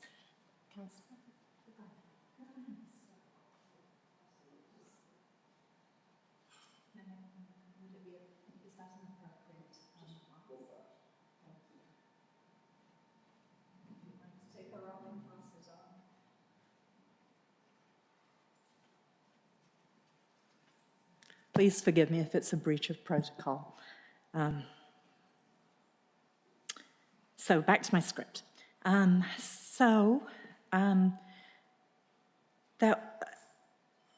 All of these rocks are valuable to me for different reasons, and I'd like to share them with you. Some of them were picked up during walk and talk sessions with a client I met in the North End of Paris. Some ended up in my grandson's stroller when we had a big booth event at Lions Park. Some have been gifted to me by service users or allies in our work, and some I've gathered walking on the trails by the river, an activity that we at the Sexual Assault Centre extended to the entire community this past spring. I keep the rocks because the work we have taken on is hard, and rocks are grounding. Each of us arrives at this meeting differently, carrying different stories, holding different histories, managing different responsibilities, whether that's in relation to budget, programming, or people, or a combination of all of those things. But what connects us is our shared commitment to a better, safer, and more accountable Brant. This is the 4th time that my colleagues from Nova Vita, Victim Services, and previously Willowbridge, and I have made delegations to the County Council in the last 2 years. And each time I've been struck by 2 things: the integrity of our collective work and the bravery of survivors. We are tough as rocks. When asking for funding, it's easy to point to what has been achieved, the number of sessions, the outcomes, the statistics, but I'd like to focus tonight on what your funding has meant in a different way. Here is what we haven't had to do because of your support. We haven't had to build a wait list. We haven't had hours where the crisis line went unanswered. We haven't had such a high call volume that people have waited to be able to be connected to a counsellor. We haven't had to send Paris District High School students to Brantford to access service. We haven't had to decline a parent or caregiver who reached out for help for their child. And we haven't had to end a Brant County residents' services prematurely in order to ration limited hours. In other words, your support has allowed us to be present, responsive, and reliable, and I want to thank you for that. Your decision to support us financially has made a difference. I should probably add in some stats just in case you think we're all philosophy and no action. So far this year, or since the last time I reported to you, we've had 35 healing-based engagements and outreach events where we shared over 200 resources with the community. Before the summer, our adult counselling program already had an active caseload of 30 clients. At that time, the dedicated counsellor had provided 154 sessions, spent 26 hours on intake-related activity, and had 62 other service contacts. On the youth side, staff provided 30 counselling sessions, 88 other service contacts, and supported 60 adults in affiliation with that program. We also launched a new partnership, as I mentioned, with PDHS, bringing individual counselling right into the school so that support is available anonymously, confidentially, but on site. So, we are asking you to support Councillor Oakley's motion for sustained IPV-GBV funding. It would allow us to maintain a consistent presence in the community, to integrate feedback so that services reflect Brant's specific needs, and to keep every possible hour directed to service provision, not toward repeated requests for short-term funding, to help us ensure accountability and responsiveness. So, while the rocks that I offered are not anthropology or TikTok famous, and they're definitely not worth $150, I would like to ask you to keep them close by because I consider you my community, and I'm inviting you to be in allyship with us in this important phase of our project, and with the other members of Brant County. I'm sorry. So keep it close by. Put it in your car's cup holder or your pocket, or maybe leave it lying on your desk. And let's be reminded that the work that lies ahead is very important, and that there are people who count on us. And let's dream big about the community that we can create together. That's the end of my formal remarks. Thank you. Okay, thank you for that. Any questions from committee? First of all, can I get somebody to put it on the floor? Councillor Oakley, Councillor Kyle. Questions? Okay, seeing none, we have a mover and a seconder to receive. All those in favor? Opposed? That is carried. Thank you very much. Thank you. Moving on to 5.10, Natasha.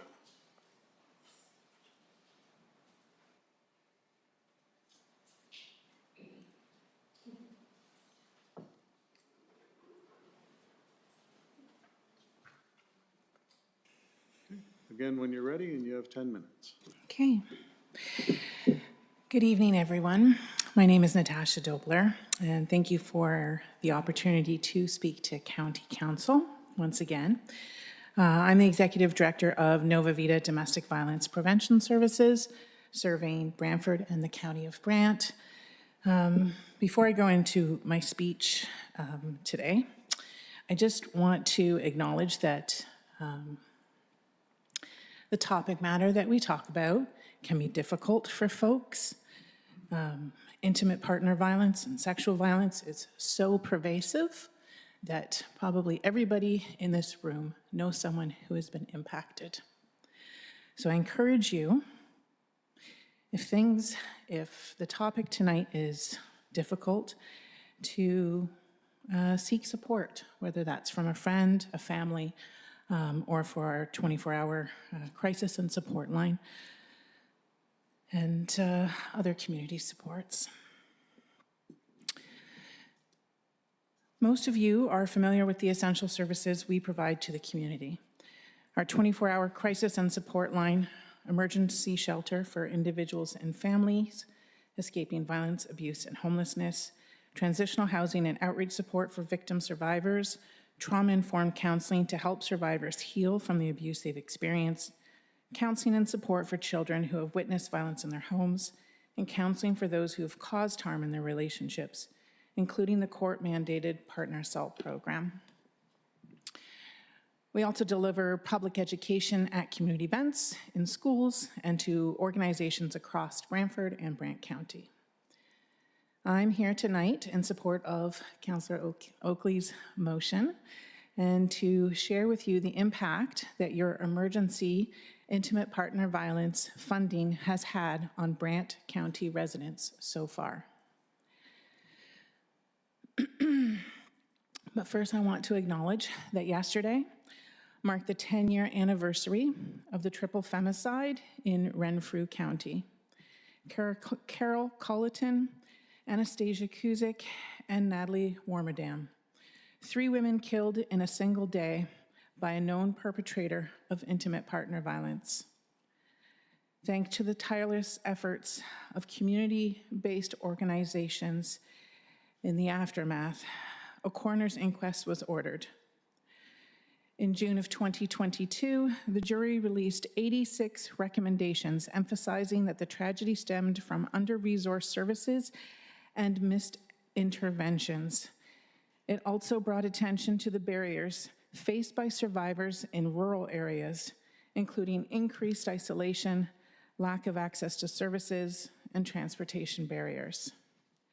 The very first recommendation was for the province of Ontario to declare IPV an epidemic. To date, the province has failed to do so.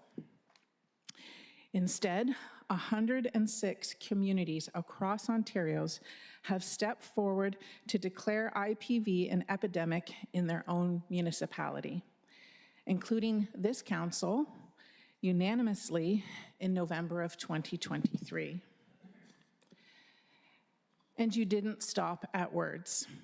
You put action behind your declaration by providing emergency funding to the IPV experts in your community. Nova Vita, the Sexual Assault Center of Brant, Victim Services, and Willowbridge. Trusting that we have the knowledge, skills, and experience to support survivors. But we don't do it alone. We work alongside many other community partners: police, probation and parole, court support services, child and family services of Grand Erie, both school boards, children's developmental and support services, housing supports, Indigenous support services, mental health and addiction services, medical providers, food banks, legal clinics, settlement services, and post-secondary institutions. These partnerships are crucial in addressing intimate partner violence because the issue is complex and demands a collaborative, cross-sectoral, trauma-informed response. Tonight, I'm here to report Nova Vita's Rural Outreach Program, funded by the County of Brant, is working. Our rural outreach worker, who's here with us tonight, has provided case management services to 43 county residents with a total of 252 interactions. She currently carries a caseload of 30, and there are 0 people on the wait list. That means when someone from the county requests her rural outreach services, she is able to respond and connect with them within 1 week. She also provides resources and consultations to neighbors, friends, and families about loved ones who are experiencing domestic violence, and she's done this 23 times. But beyond the statistics, these numbers represent real lives, real county residents in your ridings. When I asked our rural outreach worker what trends she's seen in Brant County, she told me, younger women are coming to us in crisis. She works with them for approximately 3 months to stabilize the situation, figuring out housing options, connecting to employment supports, and working on other client-specific goals. She also talked about the older women who may not be in crisis, but they're reaching out because they've had it. They've had many years of emotional and psychological abuse. They're just ready to move on. She's safety planning and setting transitional goals and connecting people to supports. Often, she has to advocate to Brantford-based services to come out to the county. So we offer our space at our office in the Cowan Community Health Hub for community partners to meet with her clients. She's also building a solid local network of unique community relationships, libraries, banks, businesses, medical practitioners, and has attended 11 public engagements in the county to increase awareness. Alongside the Sexual Assault Center of Brant, she co-organized a community walk in May for service providers to connect, collaborate, and raise awareness during Sexual Violence Prevention Month. Nova Vita's Rural Outreach Support Program is working to reduce barriers in accessing services for rural residents, to increase early intervention and prevention of intimate partner violence, while strengthening community partnerships, to enhance Nova Vita's ability to respond to complex, multi-layered intimate partner violence situations. On behalf of Nova Vita, I'm asking you to support Councillor Oakley's motion tonight. I'm asking you to continue funding Nova Vita's Rural Outreach Support Program, as well as the Sexual Assault Center of Brant, Victim Services, and Willowbridge. And I'm also asking you to continue advocating to the provincial government to declare intimate partner violence and gender-based violence an epidemic, and to increase intimate partner violence rural support services in the county of Brant because they are essential to saving lives. Let's continue to work together to improve the safety and well-being of all county residents through a unified approach that encourages collaboration between the municipality, service providers, and the community at large. Thank you. Okay, thank you for that. Can I get a mover and seconder to get it on the floor? Councillor Bell, Mayor Bailey. Questions? Seeing none. All those in favor? Opposed? That is carried. Thank you. So 511, Penny.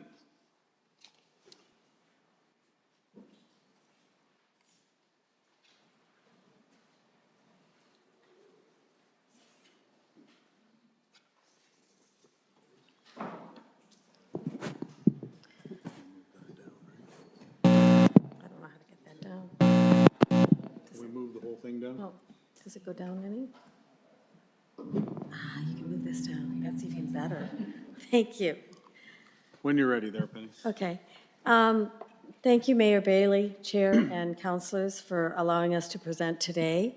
I'm Penny McVicker. I'm the Executive Director of Victim Services of Brant. And I just wanted to go over some of the supports that we have provided to some of the county residents since January of 2025. We've had a total of 120 incidents that we've responded to on referrals from the Brant County OPP. Of those, 75 were gender-based violence calls, which is pretty significant. When I say 121, I'm looking at just what we get from the OPP. It doesn't include self-referrals, and it doesn't include county residents that might have become a victim in another police jurisdiction. And that's just simply because our database can't pull up addresses for clients. It's just not possible to do that. But of those 75 incidents, 53 of those were intimate partner violence, 5 were sexual assault, 5 were criminal harassment, 4 were uttering threats, 7 were child abuse. And keep in mind the way our ministry does our stats, if it's a victim under 18 years of age, whether it's sexual violence, internet luring, intimate partner violence, it all goes under a classification of child abuse. We've had 1 human trafficking victim identified from the county. On average with those calls, on average for all of our calls, we see about 5 to 6 follow-up calls per client. And those are multiple victims finding and trying to help them as they navigate recovery. With victims of gender-based violence, that number is much higher, averaging between 15 to 30 follow-up calls per client. And then we have a special category of clients that are alert clients. And alert clients are victims who are at high risk of gender-based violence, who continue to be at very high risk even though they have reported to the police. And there's a concern about serious injury or lethality. When they talk about the Renfrew homicides, 2 of those victims had previously been identified as high risk and were on a program similar to ours where they had a personal safety device that they carried with them. Unfortunately, neither one of them had that device within arm's reach, and they were in very rural communities where there was a long police response. At the end of August 2025, we had 9 high-risk clients living in Brant County. They require a lot of support and a lot of help, and we work in combination with our partners in collaboration with Nova Vita and the Sexual Assault Center to help support these clients. From January 2025 till the end of August 2025, we provided VQRP support in the amount of $5,750 to clients in the county. And that includes emergency accommodations, getting them connected with counseling while they're on a wait list for some of our other publicly funded counseling, providing meals and groceries, and providing safety items to help them keep themselves safe in their own home. We've worked with Heather, the Nova Vita outreach worker, on a number of these clients. We provide the safety items, and she helps with some of the other issues that they're dealing with. And just to kind of come to a close, I wanted to go over a couple quotes from some clients that have been kind enough to give us information or to give us a follow-up call or a follow-up email. After meeting with an intimate partner violence client in Brant County, the client stated, "I've never been in a situation like this, and I had no idea such services existed. It wasn't until an officer informed me about you. Thank you so much for being there to help me." Another client sent the following email: "Your help and support throughout our traumatic experience has been nothing more than amazing. Because of you, my son and I have been moved back into our house. If it wasn't for victim services, this would not have happened. My son and I are extremely happy and grateful for the help." And lastly, a quote that I just got this past week, and it was from a human trafficking victim. After meeting with our human trafficking staff, this client told her counselor that she learned that it was okay to ask for help.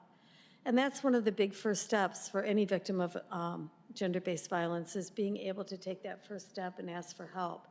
And we want to be here to make sure that we're here to answer that call for help. It's so important to have sustainable funding. It's so important that our agencies are able to collaborate and work together, providing each of our services that fill a unique need for those clients. And having the sustainability to be here in the future and to know that we're going to be able to help and be immediately there to respond to clients in the county is very, very important. And I hope that you will all support Councillor Oakley's, I'm not sure what you call it, but support that proposal as he presents it later today. That's all I have. And do you have any questions? Mover and a seconder to get it on the floor. Councillor Oakley, Councillor Bell. Questions? Seeing none, all in favor? Opposed? That is carried.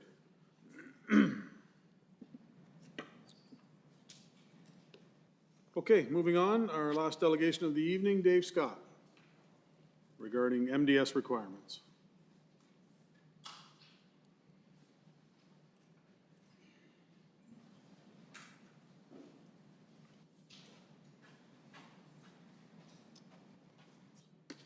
Okay, this still on? Yep. Yep, whenever you're ready, and again, you have 10 minutes. Okay, my name's Dave Scott. I own and operate a dairy farm 2 miles northwest of Paris Fairgrounds. We've outgrown our barn facilities. I'm milking a 160-year-old barn, tie-stall barn. We want to bring up new facilities. We were going to start this project about 5 years ago, and COVID hit, and we kind of backed off, hoping costs would come back down. Obviously, that's not happening. So we contacted a nutrient management plan guy, and we picked the building zone spot, and he informed me that we're going to have an issue with minimum distance. And I said, well, my neighbors are a long ways away. What's the deal here? I think I did send some stuff here where you guys got it on your. So he says, well, you're going to be too close to your own house. I live on a mile of road that I am the only house on. I own the ground completely on one side of the road. I own a half a mile on the other side of the road. So he suggested we contact a person for us, Rakisha Anguish, and she checked with your planners, and they basically come up, nope, we won't go for that. We won't put the barn across the road. You're too close to your own house.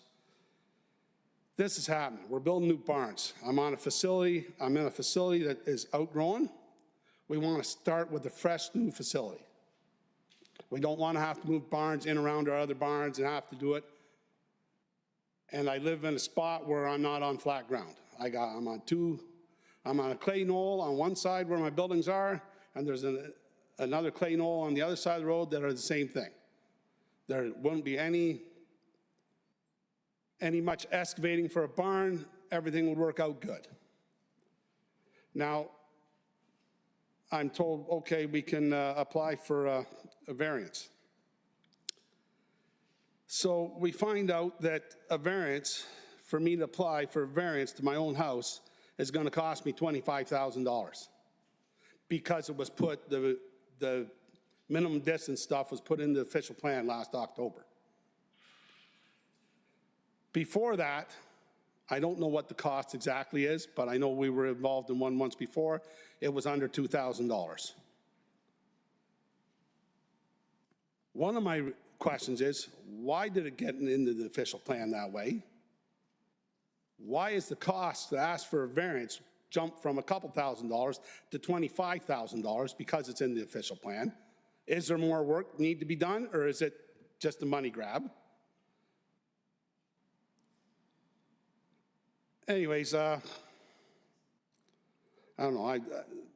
I just don't understand why this has to be that way when you're at your own house. There's no other neighbor around that's going to bother you. You can see on the maps that I sent in and whatnot that you had that I'm very far out of the minimum distance on every neighbor I have.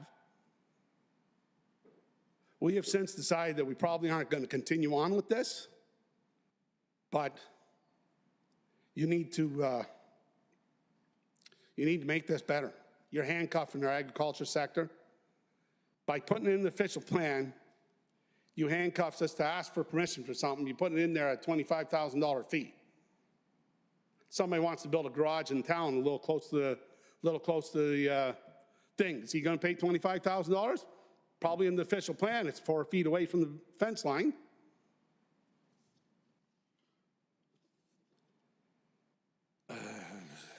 I just don't know what else we can do here for this. You need to look at this. You have to look at, I like the idea you can't build a house within so far a farm. That needs to happen. But you have to look at, there is other factors into the case. Building next to your own house, I don't see what the problem. Okay, you're building another property. It's not like you can sell one property without the other property because it's all linked together as a farm. Somebody's not going to buy a 120 cow dairy barn with 100 acres. They're going to want more than that. They're going to need a house to live in. They're going to need the feed storage, which is all on the opposite side of the road. I don't know. You probably can't do nothing for me quick enough. So we're walking away from that site. But as a council, you got to do something to get this right. You can't handcuff somebody from expanding their dairy operations, and that's what's going to happen. The dairy operation is going to expand, the hog operation is going to expand, the chicken operations are going to expand. We all get bigger, there's less and less farmers, and farmers that are left are taking up what farmers leave. So the livestock farmers and farms are going to get bigger. Kids, instead of going out on their own, they're staying at home with dad. We're building that farm bigger. That's what's happening. So I don't know what you can do for me, what you can come up with, but like, I'd like to know from the planning department why it was put in this way, that you can't, that all of a sudden now we got to pay this kind of money for a variance or for a application fee to get a variance.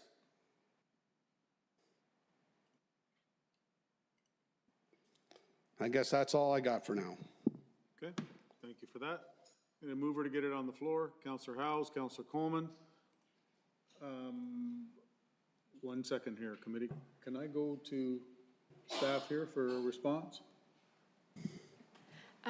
Thank you, Mr. Chair, through to council and to the delegation. So there's a few different things here. And so to answer your first question, which will kind of spin out to the rest of the answers. So when the current official plan that's in place, which was approved in 2023, when it was being drafted back in 2022, There were indications from OMAFA at that time that they would be taking out the minimum distance separation recommendations. And so what they had recommended at that time was that those guidelines would potentially no longer be in place, and it was up to municipalities to individually determine what they felt was appropriate. So at that time, planning's decision was, okay, then we'll put the wording from MDS into the official plan. That's the reason why it changed, why it's there. Now, you are absolutely correct. It no longer needs to be there because that's not what ended up happening. The guidelines are still there. And council is aware there are some official plan amendments coming up. One of them is to remove the wording because what's happened is the wording was taken word for word from the guidelines. So, as this gentleman rightfully points out, when somebody now needs a variance, whether it be zoning, bylaw, or minor, it also requires an accompanying official plan amendment, which includes an additional cost. So you're absolutely correct about that. That is being rectified. I'm not sure which one of the next 3 phases that will be rectified in, but assuming that council approves the changes, that would be rectified before the end of January of 2026. As to whether or not it's a minor variance, which the cost is, you're correct about, I believe, $21.23, I think, is the cost of that, or a zoning bylaw amendment, which is approximately $15,000. The determination between that, there's a 4-part step, which planning will work through with you. So if they've told you that they believe it's a minor variance, then assuming that if you can hold on until this official plan amendment comes through and it's approved, it would be back to that price, assuming, again, it's not, they haven't determined that it's zoning, that a zoning bylaw amendment is required. So that explains why the cost went up and why planning did what they did. We've recognized it's an issue, we're correcting it. As to why MDS applies to your own property, again, this is within the guidelines that are set out by OMAFA, and specifically guideline number 15. Recommendation 15 indicates that they do still apply even if the same owner owns an adjacent parcel, because the theory behind that is if you sell that parcel, then there's an issue and the ownership could potentially change in the future, and that would restrict future farming activities. Now, of course, you could request an exemption for that, which you're talking about, but that would be the avenue. Staff wouldn't be able to make that decision on behalf of council. It would be council or committee of adjustment, depending on where planning staff said you were at, would be the ones who make that decision. Okay, thank you for that. Did you catch that? Most of it. Okay, good. Councillor Howes, Councillor Miller. Thanks. Through, excuse me, through the chair, and I think I'm directing this back to Alicia, but I can completely understand Dave's frustrations. This, exactly as he's presented it, is a very messy, complicated, frustrating situation. And I do, and Alicia did a good job explaining it, although that was a lot in a short period of time. But I guess because the site of the new barn is a separate address from where you live, then you get stuck with the fact that somebody else someday might own your house, right? And theoretically, and therefore the MDS does apply. Like, we've had quite an education on MDS over the last few years, and I wanted to zero in on the fee part, the 25 grand or the 22 grand part. Can Alicia talk about specifically, like, how long has the fee been that high? Through the chair to Councillor Howes. So the fee would have been a combination of an official plan amendment plus the MDS. So the fee at the current rate, I'd have to go back to the fees and charges, but that would have been approved by council in November of 2024. Okay, so I follow up, Mr. Chair, if that's okay. Yep. Again, to Alicia, on Dave's behalf, that boiling down all the other stuff you were saying, if Dave relooks at this in February or March, there's a scenario where there might be a simpler route? Is that the short answer? Through the chair to Councillor House, assuming, now I don't want to speak on behalf of the planners, assuming what this gentleman has indicated is accurate and that it is a minor variance, there might be, I believe we might be recommending a 2% increase over the 21-23, but yes, it would be, assuming, of course, again, it was minor in nature, it would be the cost of a minor variance. If it was a zoning bylaw amendment, I believe the cost of that is around $15. I could go back and, or 15,000, I could go back and check. But yes, it would not include an official plan amendment, which really is probably the biggest application type which we see. And the reason that they're so expensive is because there's numerous studies which are included. They're intended essentially to change the direction, right? To change the direction of how the property is to be used. So if the delegate can hold off until it might even be the November, December zoning bylaw amendments. I can't recall off the top of my head. There's a sequence of them coming, but over the next few months, that would change. Yes. Thank you. Okay. Councillor Miller, Councillor Chambers. Thank you, Mr. Chair. Just a question of clarification through to Alicia. So just to be clear, if someone's building a barn on their own property, on their own farm, home farm, MDS doesn't apply to the house, correct? Correct.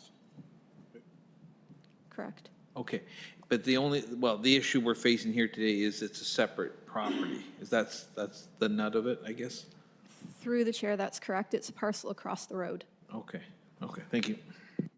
Councillor Chambers?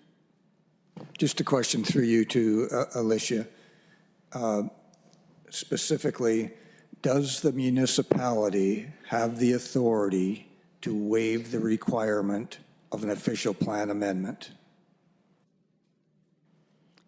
Through the chair, yes. Yes, it does. The council would, yes, they can approve official plan amendments. By resolution, the council could waive the requirement for an official plan amendment if the circumstances satisfied the justification of council. Through you, Mr. Chair, to Councillor Chambers. So that would require a Planning Act application. We would have to give notice under the Planning Act because council would actually be approving an amendment to the official plan. So there's Planning Act requirements. We have to give notice. It has to be published. It would be quicker to just wait for the official plan amendment. The county initiated official plan amendment, which is going to fix this. If the county has the authority to waive the requirement for an official plan, the official plan does not have to be amended. It's just waived. Through the chair to Councillor Chambers. The official plan has been approved. It's a document that's been approved and signed off on by the Minister of Municipal Affairs and Housing. So council itself does not have the ability to set it aside through a procedural mechanism of the Municipal Act. So through a resolution of council, what you can do is you can approve an amendment that's presented through the Planning Act. Again, to receive that, to do that, we would need to provide notice in all the normal things that accompany a Planning Act application. So one is forthcoming already. As long as it's forthcoming, but I just wish, could you clarify at a later date whether the authority rests with council to whether or not official plan amendment is required? Because we have waived that in the past. Through the chair, sorry, whether an official plan in order. I'll leave that with you, just basically whether or not the municipality has the authority to waive the requirement of an official plan amendment, because we have done that in the past. through the chair to Councillor Chambers, I would have to consult with the planners and with the legal department to determine, but through my knowledge, the only way that council can not follow what the official plan says is through an amendment which follows the process of the Planning Act. But I will follow up on that. Okay. Councillor Oakley? Through Mr. Chair, also to Alicia, noting that tentatively you mentioned that this would be part of the January official plan amendment. Is it possible or would be too disruptive to the current staff workflow to ask to have that moved up to our November official plan amendment that's coming, just so we can get this gentleman's issue resolved sooner rather than later, since we are recognizing that this is an oversight from, or something that needs to change? Through the chair to Councillor Oakley, if it's not included in that first phase, then we have not consulted on it, so we haven't, so we won't be able to do that. However, the January is the worst case scenario. Oh, I've just heard from the manager of policy planning that it is part of phase 1. So it will be coming for information in November, recommendation in December. Thank you very much. Okay. So I think from what we're hearing here is if you can hold off till November. Can I have one question here to the planner? What is required for rezoning when I'm building a barn on agriculture ground across the road from my house? Through the chair, through to the delegation. So the difference would be.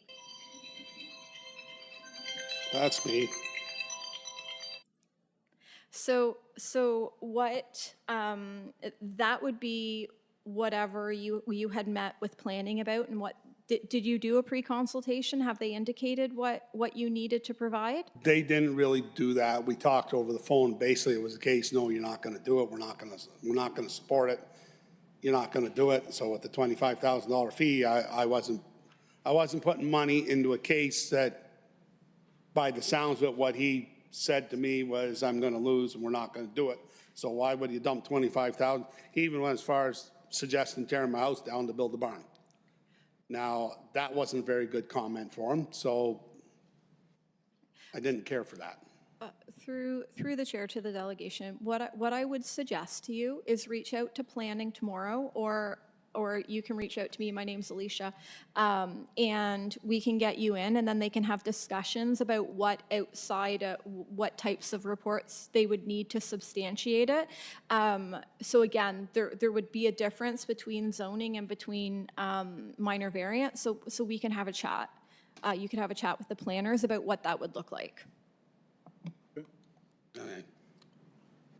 Okay, we've got it moved and seconded. No further questions. All in favor? Opposed? That is carried. Okay, thanks for your, that's the end of the delegations. We're going to move on to section 6, which is adoption of the previous minutes. Councillor Garneau. Thank you, Mr. Mayor, Mr. Chair. Moved by myself and seconded by Councillor McAlpine that the County of Brant Council minutes of July 22nd, 2025 be approved. Questions? Seeing none, all in favor? Opposed? That is carried. Any business arising from the minutes? Seeing none, moving on. Consent items. Consent items to be approved. There's one there, RPT-0355-25, the the Burford Fair parking exemption. Can I get a mover for that? Councillor Kyle. Councillor Garneau. Questions on that one? All in favor? Opposed? That is carried. 8.2, consent items to be received. 8.1.2, community safety zones. Can I get a mover to get that on the floor? Councillor Kyle, or Councillor Oakley, Councillor Coleman, questions on that report? All in favor? Opposed? That is carried. 8.2, consent items to be received. Does anybody want any pulled? Councillor Garneau? Thank you. I'd like to ask a question about 8.2.1, please. 8.2.1, okay. Anybody else? Councillor Oakley? Thank you, Mr. Chair. If we could pull 8.2.9, please. 2.9. Anybody else? Councillor McAlpine?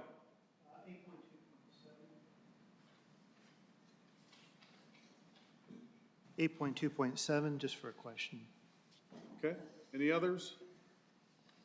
Okay, so we are going to vote on 8.2.1, 2, 3, 4, 5, 6, 8, 10, 11, 12, 13, 14, all the way to 26. Oh, wait a second.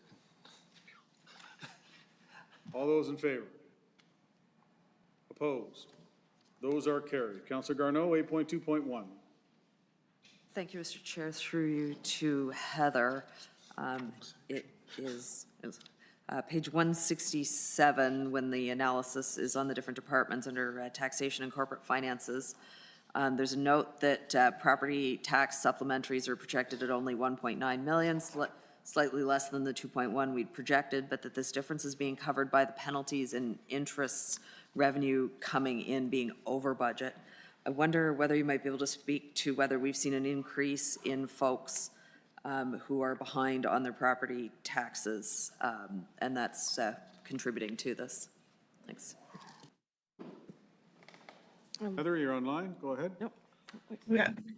Through the chair, there is a slight increase, and I will follow up and can provide an actual percentage in the Friday file if you'd like. Councillor Garneau? Thank you. And if we could just see how that compares to previous years as far as trends too, please. Thank you. Okay. Sure. Councillor McAlpine, 8.2.7. Actually, I want to skip that. I was thinking later on something else. So. Okay, question answered. Councillor Oakley, 8.2.9. Yeah, through you, Mr. Chair. This is something, a resolution I'd like to discuss, but recognizing that we've already had a lot of delegations and a long agenda, I'd be looking to defer this to our next Administration and Operations Committee meeting to discuss. Okay. Seconder for that? Councillor Miller? Any questions on that? Okay, so we are going to defer 8.2.9 to the next A&O. Okay? All in favor of that? Opposed? That is carried. And now if we could just do a revote on 8.2.1 and 8.2.7. All those in favor? Opposed? That is carried. Okay, Section 9, Committee Reports, Policy and Development Committee Report. Councillor Coleman. Thank you, Mr. Chair. Moved by myself, second by Councillor Howes, that the Policy Development Committee Report minutes of September 2nd, 2025 be approved, noting the following recommendation. There's 8 recommendations, and I will move that we separate number 7. Okay, any, Councillor Bell? Can we separate number 3 as well, please? Number 3. Any other separations? Councillor Chambers, then Councillor Garneau. Number 8. Yeah, I was going to ask for the same. Number 8? Okay. Any others? Okay, so we're going to do a little different. So let's go to number, I believe Councillor Bell, you were number 3, if you want to speak to that. I do, thank you, Mr. Chair. When we had this in committee, I was opposed to this recommendation, and I think it was last week, staff brought forward a very well-argued case for purchasing additional lands to allow us to extend Biggers Lane. And they did so with a very good supporting economic analysis. And my concern is we did not get the same quality of economic analysis for this proposal in the solid waste management master plan, which basically said we're not going to go to automatic pickup, we're not going to go to organic waste collection until 2034. That's 9 years away from now. We are surrounded by municipalities that have already made this step. I believe there are good economic reasons for this. I believe there are good environmental reasons for this. And I would like to make a proposal to defer this particular recommendation until staff can come back with a better supported economic argument for the proposal they wish to make. I'm not saying they're not necessarily going to make the best, they may well have made the best case, but it has not been demonstrated economically to me, and I look for a supporter for that motion to defer. Councillor Oakley will second that. Okay, so any questions on that deferral of item number 3? Councillor Howes. Thank you, Mr. Chair. Just a question to staff. Is there any downside to deferring this until time has been allowed to put forward a more detailed economic analysis as requested by Councillor Bell? I will look to Andrea. Thank you. Through the chair to Councillor Howes. Our current collection contract expires in May 2027, so staff do have a requirement to start preparing for the issuance of the new RFP, which is set to hit the streets in January of 2026, so that we can evaluate award and have the new contract in place for June 1st, 2027. So the follow-up question then, Mr. Chair, back to Andrea, is how long would it take to put together the economic analysis that Councillor Bell is requesting? Andrea? Through you, Chair, I would have to put more thought towards what the economic analysis would entail. If Councillor Bell was looking for a replication of what was done in the report that he was referencing, I would have to sit down with staff and look at what's a feasible amount of time to put those numbers together and get it back through to, I guess, Policy and Development Committee. Thanks. Councillor Oakley. Thank you, Mr. Chair. Comments are allowed? Is there any other questions? Go ahead. Thank you, Mr. Chair. So I'm supporting Councillor Bell's motion to defer here. I think he's absolutely correct in that we didn't have the same level of economic analysis as to both the option presented and the options that were stated to be deferred due to expense. I suspect that the long-term cost analysis of the organic waste program would in fact show that it is the most cost-effective option. Certainly it's the most environmentally friendly option, which is Councillor Bell's main concern is the economic side of it. My main concern is the environmental aspect of it. We've declared a climate emergency. We have a climate action plan. All of this indicates that we should be prioritizing green bin program. And further, I also asked the mayor permission to include, as one of our correspondents later on the agenda, the letters that he received and we all got as part of a March 28th Friday file, letters from the Cobblestone Elementary School on green bins. And I thought it was poignant in a way that these kids who were in grade 6, 12 years old, were requesting that we care for their future. And I also thought it was relevant that as per the current timeline, that we would have green bins. These children who were in grade 6 last year would have voted in the most recent municipal election by the time we get green bins in place. So I think that's representative of it being a irresponsible abdication of the leadership that our community is looking for us to allow that to go untended for so long. So I would support Councillor Bell's motion to defer. Councillor Miller. Okay, comment. I thought it was clear in the report why staff were going to leave this till 2034. I had a chance to visit Calgary this past week, and I got video of the garbage collection. And it's interesting because it's all automatic. So the truck drives down, picks up the bin. All the bins are the stand-up bins, the large bins, because they have to be if they're going to be automated. So there's obviously a cost to do the large, to switch to those bins, to get the automatic lifter. And then I found out that particular truck doesn't pick up every single bin. It doesn't pick up, I don't know, the garbage or the recyclables. It doesn't pick up one of them. Another truck comes for that. So I don't know if the green bins are a climate change better solution than not picking them up, because if you're having two large trucks going down the road, and I don't think Councillor Oakley knows as well, we can guess. We think it is. We think it's a better solution for the climate. We don't think it is. I don't know. We also don't know how many people don't need green bins. I know I don't. I compost everything. And it's not that staff said they're not going to get the answers. I know in the report, Matt and Andrea talked about doing studies, and those were all the stuff they were going to look at. So all I'm saying is there's a lot of information we don't have. We do know it's going to be costly. And I think staff made a good call on that, so I will support what they originally called for.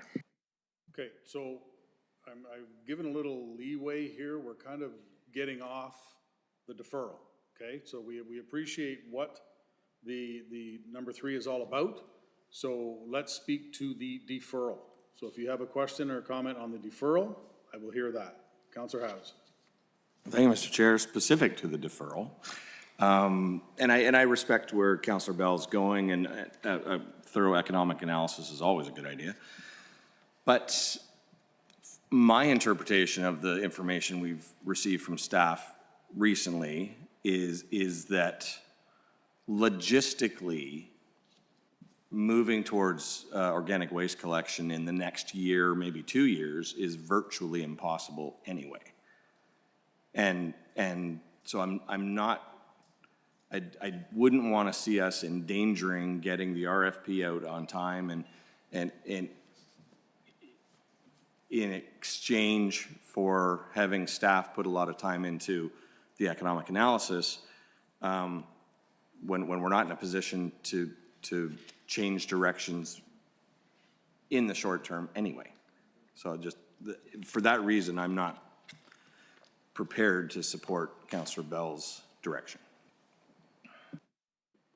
Councillor Garneau.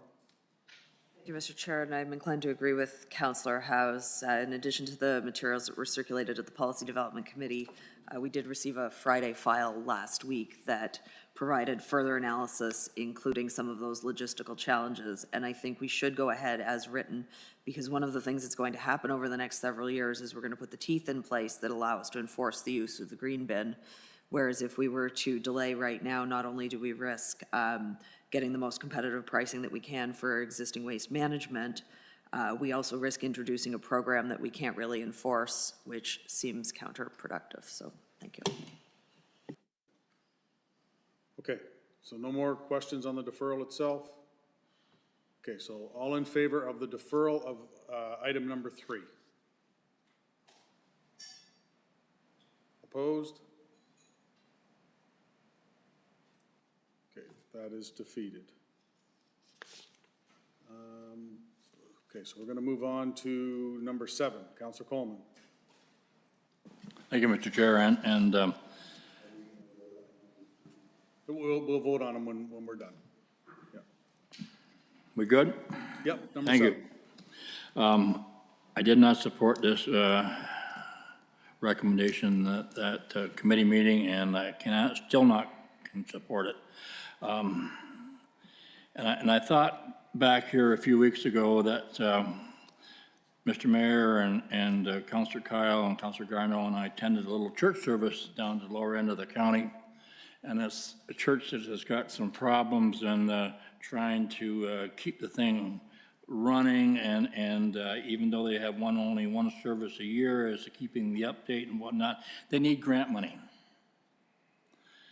And they're not sure how they do all this and whatnot, and I know that's another point. But we as counselors know what these organizations, churches, school or hockey organizations or whatever in the county, we know as a counselor. That's our job, not to farm it out to another organization. So I still will not support this recommendation, Mr. Chair. Number 8, Councillor Chambers, and then Councillor Garneau on number 8. Oh, Councillor Miller? Can we stick with 7 for a while? Sure. Because I was going to have that pulled as well. I just want to talk a little bit about who got the grants. And the criteria was they must have a location and/or presence in the county of Brant. And that presence in the county of Brant, I'm not sure how big a hole that is, but they seem to be driving some Mack trucks through that hole. Because if I look at it, we have Boys and Girls Club, $10,000 grant. The Brant Artistic Swimming Club, they applied in all 3 categories. There's 3 streams, capital, operational, event stream. So the Brant Artistic Swimming Club got a grant of $8,437. Anyways, total $16,250. The Brantford Aquatic Club did the same thing, got the 3 grants, $10,200.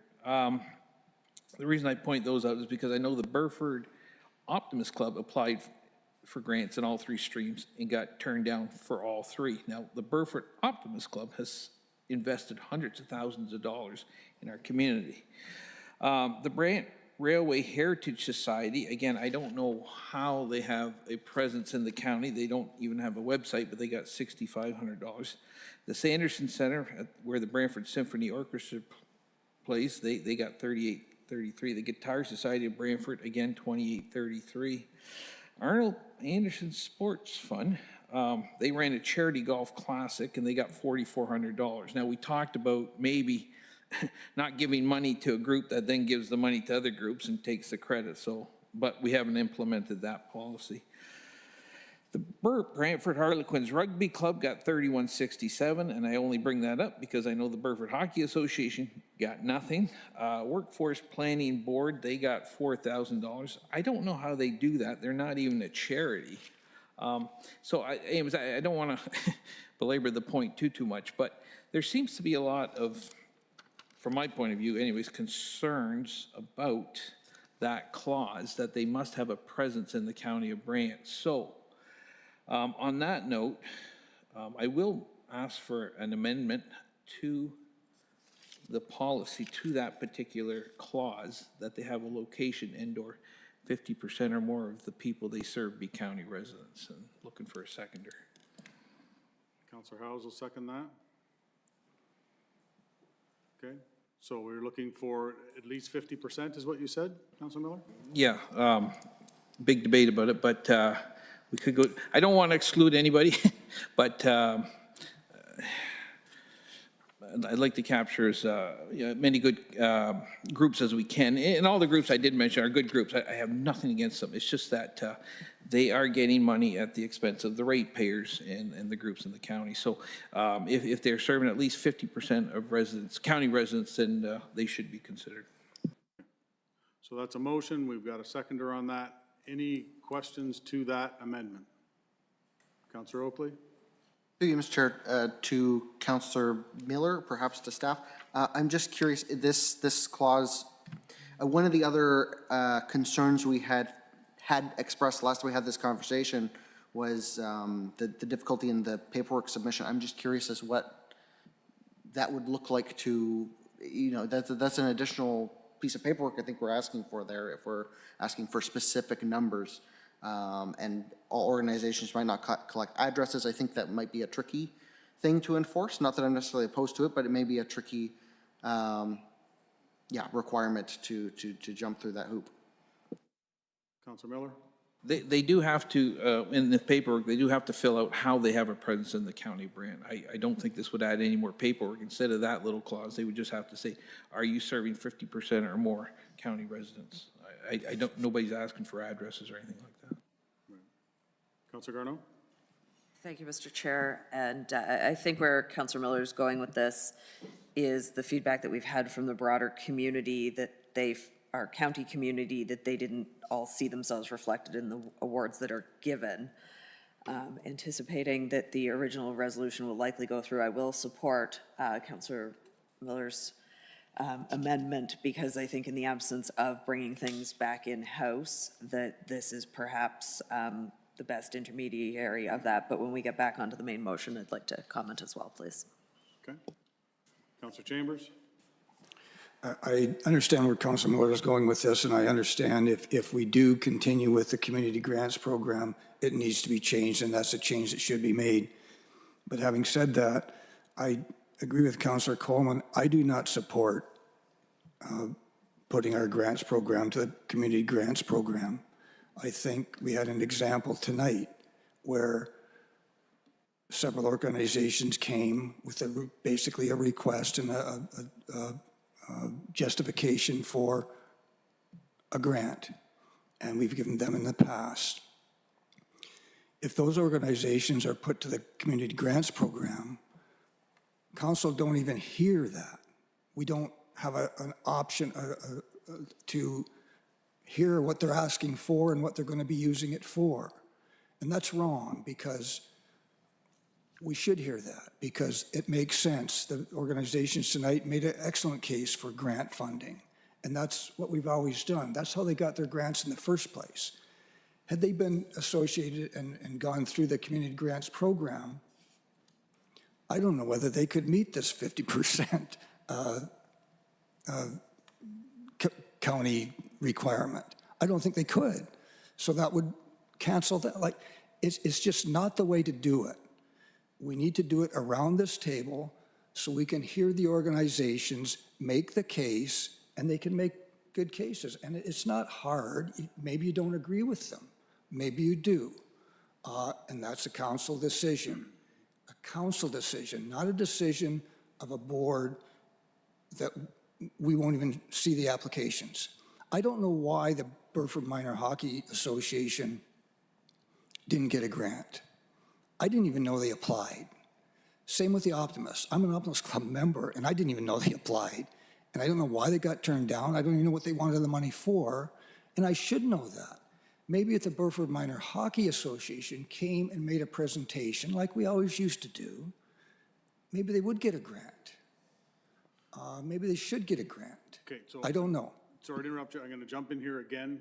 We're getting off we got a motion to add a requirement to the policy, and then now we're talking about doing different things with the policy. So we got. So my caution is that policy may prevent organizations such as Nova Vita for receiving a grant through the Community Grant Foundation, and that's wrong. That's why I don't support that.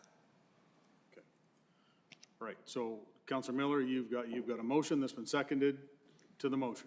The amendment. Amendment, right. And I will say, overall, I don't support. I support bringing it back in-house, but if we can't, and no, the Nova Vita would still be eligible because, and they talked about it today, they talked about the funding that they get. They talked about the rural rural social workers that they have. So they would still be eligible under that criteria. But at the end of the day, no, I don't support the whole motion to begin with. Could the clerk read back the amendment?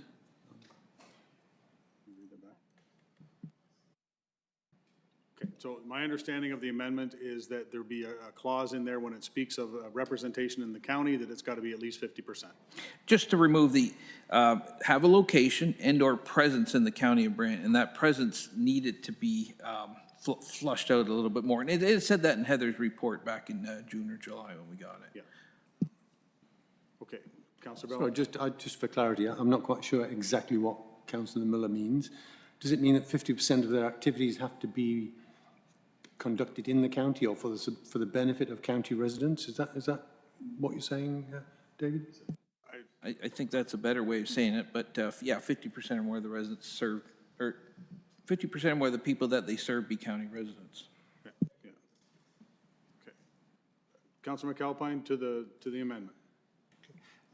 I'm just questioning whether, is it common, have we looked at other communities and their grant applications and giving grants outside of the community itself and its borders? It seems odd that we give community grants outside of our community, that's all. Well, again, I don't think it's, we're getting way off track here again, okay? So I don't think it's a fact of giving grants outside the community. What it means is, because you might be located outside of, like they might be in the city of Brantford, but they have to fit, what Councillor Miller's looking for is 50% of what they do has to benefit those of the county. Okay? Last one, Councillor Oakley. Yeah, through you, Mr. Chair, to talk about the amendment. I appreciate where Councillor Miller's going with this, but recognizing that, you know, language in these types of things is very important and needs to be very specific. For example, I would have interpreted it the way I think Councillor Chambers interpreted it, which is 50% of the population served by the organization would have to be within the county, which would disqualify organizations like those that delegated this evening. So recognizing that, I won't be able to support the amendment just because I think if we were going to do something like that, the language needs to be worked out, and that should be something to go back to staff to make sure that the language gets across what we need it to.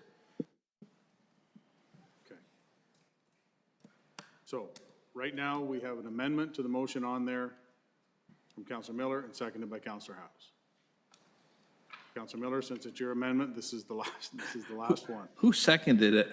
Councillor House. Oh, because if I look to the seconder, I would certainly incorporate Councillor Oakley's language in there that we refer back to staff so that we can at least get representation, you know, get to that 50%, however we word it, Okay. for the 2026. Seconder's good with that? Okay, so in essence, what we're doing is we're putting it back to staff to see if there's a way to get that 50%. Yes, and that's as per that report where it said it at least two or three, well, at least twice, that in the community grant group said we need to flush out how we want to serve Brant residents. Okay, so all in favor of the amendment? Opposed? Okay, the amendment is passed. So now we'll do the original motion, which is number 7, as amended. All those in favor? Councillor Miller. Speak to the resolution. Well, we spoke to the amendment. As amended. As amended. I just, and I'll be quick. Councilor Coleman brought it up. I know the Burford Legion is going to put in a grant. And my concern is that these small groups don't have that grant writing experience. And we know the Scotland Optimists are also going to put in a grant application. So again, I don't see this as a good process for that. Maybe there's a better process. I don't know. I don't like it now. I'd rather it come back to us. Okay. Councillor Garneau, then Councillor House. Thank you, Mr. Chair. As I said 3 weeks ago now, we had an opportunity to correct something that I feel that we got wrong. I was one of the ones who originally supported the delegation of the program, but I've also spent the last 3 weeks out and about in the community hearing from folks who feel that this is something we should do in-house. And as has been stated by others tonight, they represent small organizations, rural organizations that don't feel they have the resources to compete on the level that's required to be successful anymore. And I think we've sent the wrong message to them about their value in our community. Thank you. Councillor House. Through the chair, I have a question for Heather Boyd. Technical question specific to the process, because I understand the arguments for and against doing it in-house and not doing it in-house, but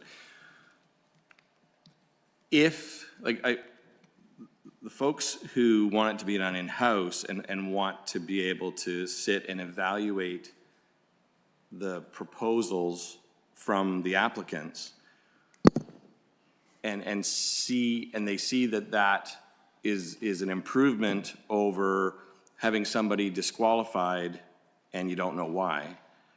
My question is, wouldn't there still be a screening process where there's a threshold that the application has to meet? Like, wouldn't a group that's application is disqualified under last year's process, wouldn't they still be disqualified if we brought it in-house and we still wouldn't see their proposal? Heather? Through the chair, the most recent version that we did when we brought them through to council did do a screening on technical merits, and they would have been awarded a 0 for having missing documents. So, follow up, then through the chair, in that scenario, would we see their proposal or would they be disqualified? If we continued that screening process? Through the chair, we had awarded them a 0, but I believe all the applications did come through in the package to council. Yes. Okay, thanks. Okay, we've had multiple conversations on this 2 and 3 times each, so I'm going to call it on that. We've got an an approved amendment here, so I'm going to call the vote for the original motion as amended. Everybody's clear on that? Okay, all in favor? Opposed? That is carried. Okay, so now we're going to go to number 8, Councillor Chambers, and then Councillor Garneau. Mr. Chair, we didn't take a vote on number 3. We're going to, sorry. I know, he said he was going to come back Okay, here. so you're right. It got me messed up there because of the amendments. Okay, we're going to circle back to number 3, okay? So let's, as voted on number 3, all those in favor? Opposed? Okay, that is carried. Now we're going to get to number 8, honest. Councillor Chambers and then Councillor Garneau. Yes, I just wanted to propose an amendment to make it, to clarify the resolution, specifically with regard to option 2. Anybody reading the resolution, option 2 wouldn't know what it is. So my amendment is just basically a clarification of option 2, and it's taken right out of the report. And I have this written down so the clerk doesn't have to write it. So basically, my amendment is this: before the words "be approved," the following words be included, so that the resolution would read that option 2 in the completed municipal accommodation study, a consolidated municipal administration building, this is the amendment. Option 2 being the option to consolidate all staff in a new facility, assumed to be in Paris, and being the option with the highest estimated cost of $36,495,047.86, excluding HST, land costs, site preparation, professional fees, legal fees, furniture and fixtures, and development costs, and with a 45% escalation clause, with construction starting by April 2027, finishing January 2029. You've got that written down? I have. And that's just taken what option 2 is out of the report. Seconder for that? Got like 4 hands up. Seconder? Again, all that is what option 2 is, according to the report. Point of order, Mr. Chair. The amendment as stated is in violation of section 5.1. Members are responsible for making honest statements. It's a deliberate misrepresentation of both the CAO's words and the report. It's not the highest cost. It is the lowest net cost to the County of Brant as stated in the report. This is a deliberate misleading of information. Councillor Chambers, can I have that? Can you bring up the amendment? I take offense to that I'm trying to mislead. I'm trying to clarify. All it is reading out of the report, consolidate all staff at a new facility for the purpose of the study. We have assumed that the facility would be located in Paris, and the cost, $36,495,047.86. Estimate exclusions, et cetera. It's right out of the report. It's factual out of the report, option 2. That's what it is.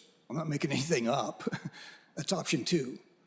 So if you want people to know what option 2 is, that's what it is in the report, and that's what you're trying to approve. Councillor Bell. I can't doubt that Councillor Chambers has read out exactly what was written in the report, but if he'd continued on, he would also add, and this is the best economic solution to our staffing or our accommodation issue. Mr. Chair, going point of forward. order. Sorry, John. We should get a seconder for it, just to get it on the floor rather than debate it. I didn't see a seconder. Is there a seconder to the amendment?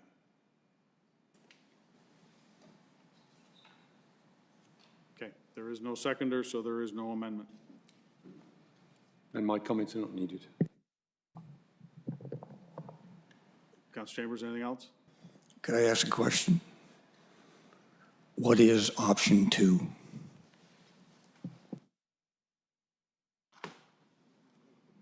Allison? Thank you. Through you, Mr. Chair. As stated in both reports that staff wrote, and as in here, is that our long-term plan be a consolidated municipal administration building for not only the economic reasons, but all of the all other reasons. I think there are about 8 of them listed in the staff report. The point being, which was also in the staff report, is that we make decisions every single year on costs. There is no option that we don't spend anything every year, because we do have an obligation to find a place for our staff to work. So every year we are making investments, whether that be in additional space that we lease or improvements to our buildings. And if I can make those decisions in light of a long-term plan, those decisions may be different. The recommendation is absolutely not to proceed with building a building right now. We had a background report written by a consultant. That is not what the staff report said. The staff report, and as I said in our last meeting, I don't anticipate that this is going to happen anytime soon. What I am asking for is some direction on how I make decisions on an annual basis based on a long-term plan. Councillor Chambers? Just to respond to that, then that's not what the recommendation says. It says that option 2 be approved. Option 2, as it's in the completed municipal accommodation study of consolidated municipal administration building, that's what this is. That's not what option 2 is. Option 2 is clearly outlined in the study, so that if you can massage that recommendation, so you're not approving option 2 of this study, which says just what I said, because it's right out of the, I didn't make it up, it's right out of here, then people will know what we're supporting. Okay. Councillor Garneau. Thank you, Mr. Chair. And I asked for this to be separated from the main report because, again, I won't be supporting this item. I think that what Councillor Chambers is alluding to is a potential governance failure here that could place us in a similar position to where we found ourselves earlier this year with the main library branch, wherein we have language that suggests we've approved something to a greater degree than perhaps some of us around this table had understood. But what I really wanted to say is something that has been bothering me since the last meeting about one of the motivating reasons for this project, and that was the commentary around the liability of staff driving between county sites during the day. And it struck me on my way home as I was going up the hill towards Governor's there that we also have a considerable number of county employees who the very nature of their work requires them to be out on the roads on a daily basis, be that our roads operators, our park staff, bylaw development services, first responders, and a lot more. And I'm concerned that the way that motivation for this building was framed placed a value judgment on certain employees over others, and I certainly hope that wasn't the case. But I also reflect on what message that said to our residents about the safety of our roads, and returning to our OPP inspectors report earlier today, certainly there are concerning things happening out there. But the final comment that I really want to leave with this is, again, in the last 3 weeks, in addition to the grants, what I've been hearing about is this, and that perhaps now is not the right time for this. And while I do acknowledge that perhaps over the 50-year horizon, this may be the prudent financial decision, we are sitting in a financial position as both a municipality and a community where folks are struggling. And to be advocating for this building would send the wrong message to our residents and our business owners. Thank you. Okay.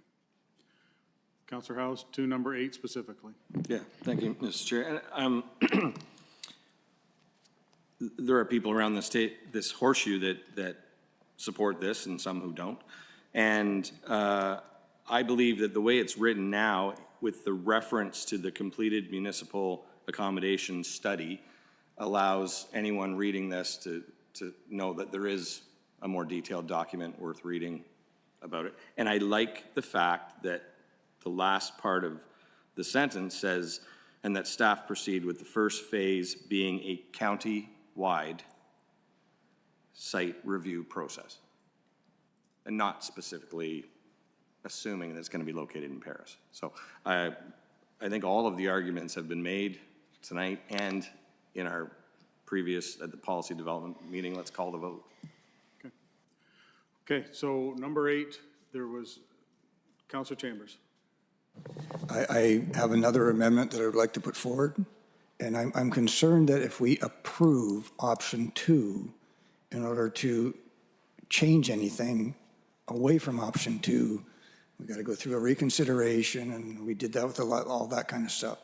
So my amendment would be then, if you want to proceed with option 2, that the words "be approved" be removed, and that the words "be investigated further" be put in their place. Okay.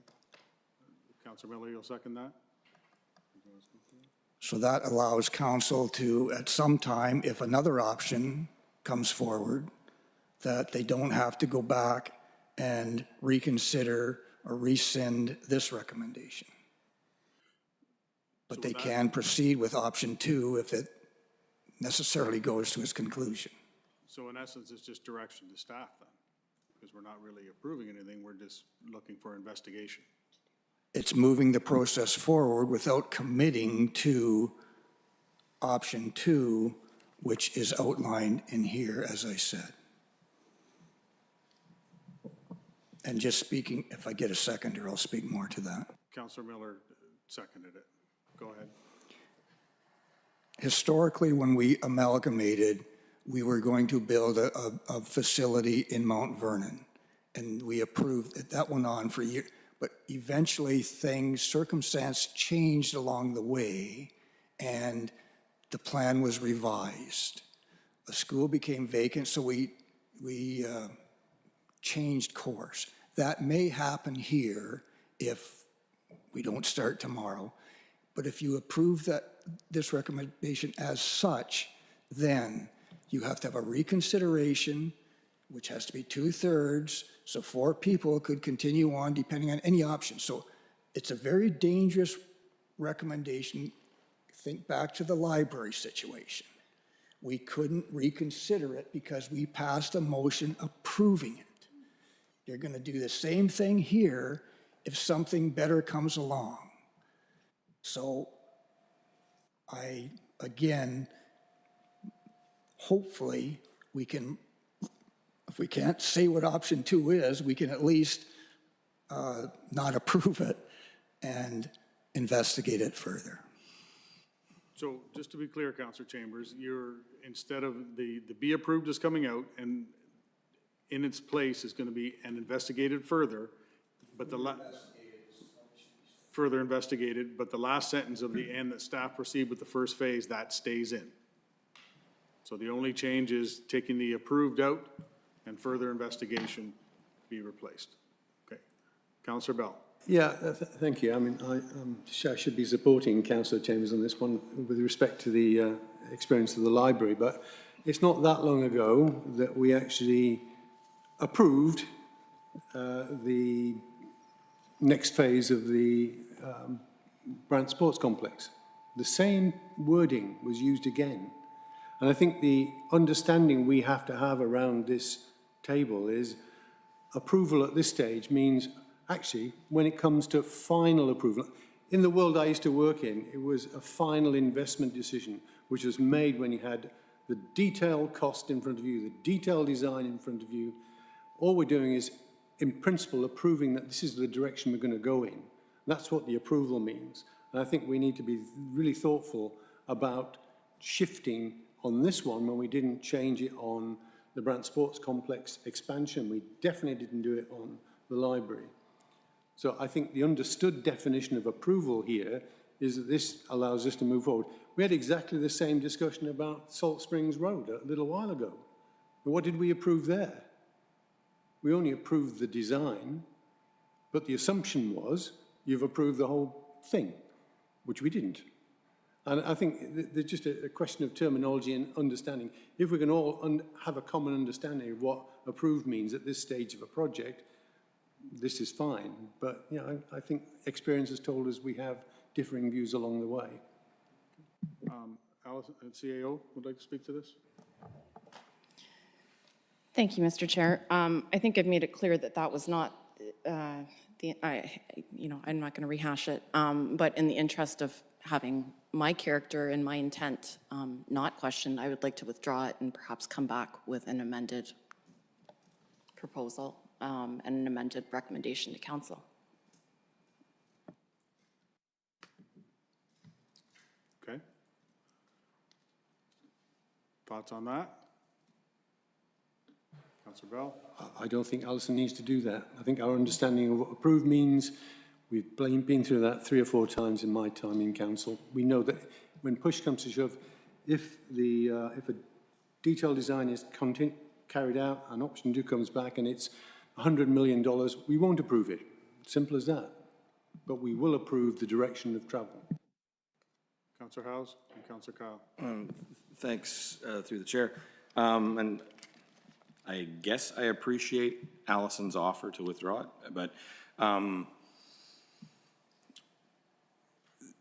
agree with Councillor Bell. This is approving a direction, and I think that that's necessary for staff to be able to move forward and not lose a lot of time spinning their wheels. So I like the idea of us getting this nailed down and moving forward. Councillor Kyle? Thanks, Mr. Chair, through you. And I would echo the comments of both Councillor Bell and Councillor Howes. I too am under the understanding that we're approving the direction that staff needs in order to proceed further to even do something like a site review process. I think we need to be thinking long-term, and we are by no means approving any sort of spend of any funds at this point. So I'm supportive of the recommendation, while I do appreciate Alison's offer. So the recommendation as amended. Okay. Everybody's clear, right? So we've got a recommendation or an amendment to the recommendation that's been moved and seconded, right? So it's going to read that option 2, and check this, Councillor Chambers, that option 2 in the completed municipal accommodation study, a consolidated municipal administration building, be further investigated, and that staff proceed with the first phase being a county-wide site review process.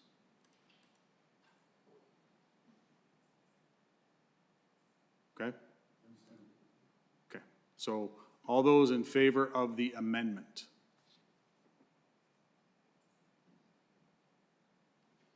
Opposed? I think it was 6-5. All in favor of that, put your hands up, please.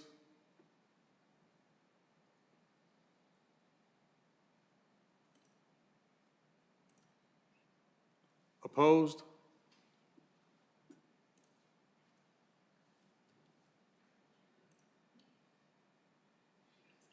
Six is carried 6-5. Okay, so now voting on Councillor Oakley. Mr. Chair, I wanted to make one comment before we vote on this. I felt it needed to be addressed. I think it would be, I don't believe it is appropriate to state that one of the reasons that we are moving towards a consolidated build is due to reducing liability, puts a value judgment on some employees versus the other. Reducing liability, I mean, by their very nature, driving a vehicle is dangerous no matter how safe one's roads are. So I think it would be inaccurate to suggest that could potentially be a value judgment, and I would warn members that that could potentially be interpreted as a violation of section 19.6B. Point of order. Go ahead. If we got the YouTube out from a few weeks ago and listened to it, those comments were made. I'm restating comments that were made at a previous meeting. Okay. My comment back to Councillor Oakley is the fact that I think what was put into the report was the fact that there are some staff that have to do additional driving. So I don't think it's a fact of one over the other. It's the fact that absolutely, as Councillor Garneau said earlier, there are staff that's part of their job is to be on the road. But what isn't part of their job necessarily is to have to travel from one building to another building to meet with their teams. I believe that was the intent. We're talking intent here this evening. That was the intent of that report, was the fact, it stated the fact that there is a lot of extra travel that wouldn't need to be completed if everybody was in one location, thus making it a more liability being on the road when they shouldn't really have to be. So, okay. It was passed 6-5 for the amendment. We're voting on the original as amended. Okay, all in favor? Opposed? That is carried. Okay, 9.2, Admin and Ops, Administration and Operations Committee, Councillor Kyle. Thanks, Mr. Chair. Moved by myself and seconded by Mayor Bailey that the Administration and Operations Committee report and minutes of September 16th, 2025 be approved, noting that there were 10 recommendations included in that report. Any questions on that report? Seeing none, all in favor? Opposed? That is carried. 9.3, Paramedic Services Committee report. Councillor Miller. Yeah, thank you, Mr. Chair. Moved by myself and second by Mayor Bailey that the Paramedic Services Committee report and minutes of September 10th, 2025 be approved, noting the following recommendations. Of course, they're in our package, but there are 6 recommendations. Any questions on that report? Seeing none, all in favor? Opposed? That is carried. So you did the 10th and the 17th, correct, Councillor Miller? Well, I did not do the 17th, Okay. Mr. Chair. Paramedic Services report for the September 17th. Councillor Miller. Yes, thank you, Mr. Chair. Moved by myself, second by Mayor Bailey, and as you said, the September 17th meeting be approved, knowing that there is one report and that was received as information. Councillor Bell, question. A question. I watched the first of these 2 meetings. It was interesting. I didn't get a chance to see the second, and I would appreciate it if Councillor Miller could give us a quick digest of where this is going, because it's kind of hovering around now. Where's it going to land? Councillor Miller. Well, where it lands, I don't know. I know where I hope it lands, but at this point in time, we have because we have to have the budget completed or one ready to present by October 1st, as per our agreement with the city. We have a meeting next Monday at 11 a.m. And at that meeting, there was additional information that the committee requested. So we're thinking with the additional information, we'll be able to make a more informed decision on yay or nay on the budget. But right now, it's a little precarious. Councillor Bell? Yeah, just if I may, I mean, it looked like the world was split 3-3. Any thoughts on what we have to do to land it? Yes, I do have thoughts. Some of them might be in camera, though, so. Yeah. Okay. All in favor of that report? Opposed? That is carried. Staff report, Section 10, RPT 0358-25, Parks and Facilities Fees Update. Can I get a mover? Councillor McAlpine, Councillor Kyle. Questions? Councillor Bell? And it doesn't need to be answered right now, but I would appreciate if staff could share with me what the municipal alcohol policy is. And I'm going to raise this as a matter of principle. We, at the Board of Health, had a presentation last week on alcohol consumption in the wider GEPH area now. We consume more alcohol than the average Ontarian does. We also smoke a lot more than the average Ontarian does. The drinking guidelines from the province are actually the only safe level of drinking is 0. And I have a philosophical issue here. I believe I have a conflict of interests that when we talk about, and I'll go specifically to the Paris Drinks Fest, where we support an activity which is primarily about drinking. It's called the Paris Drinks Fest. We are actually in conflict with what is good advice from the Public Health Unit, which we are a funder of. We are actually I'm a board member of it. I represent the county in that respect. And I feel conflicted that we should not be putting ourselves as a county in a place where we actually promote an activity which is in conflict with the health guidance from the province. And that's why I was interested in what is our municipal alcohol policy? Is it only about how much do we charge somebody to get a license? Or is it more specifically about do we support the consumption of alcohol on municipal properties, for example? So if somebody could share that with me, I would appreciate it.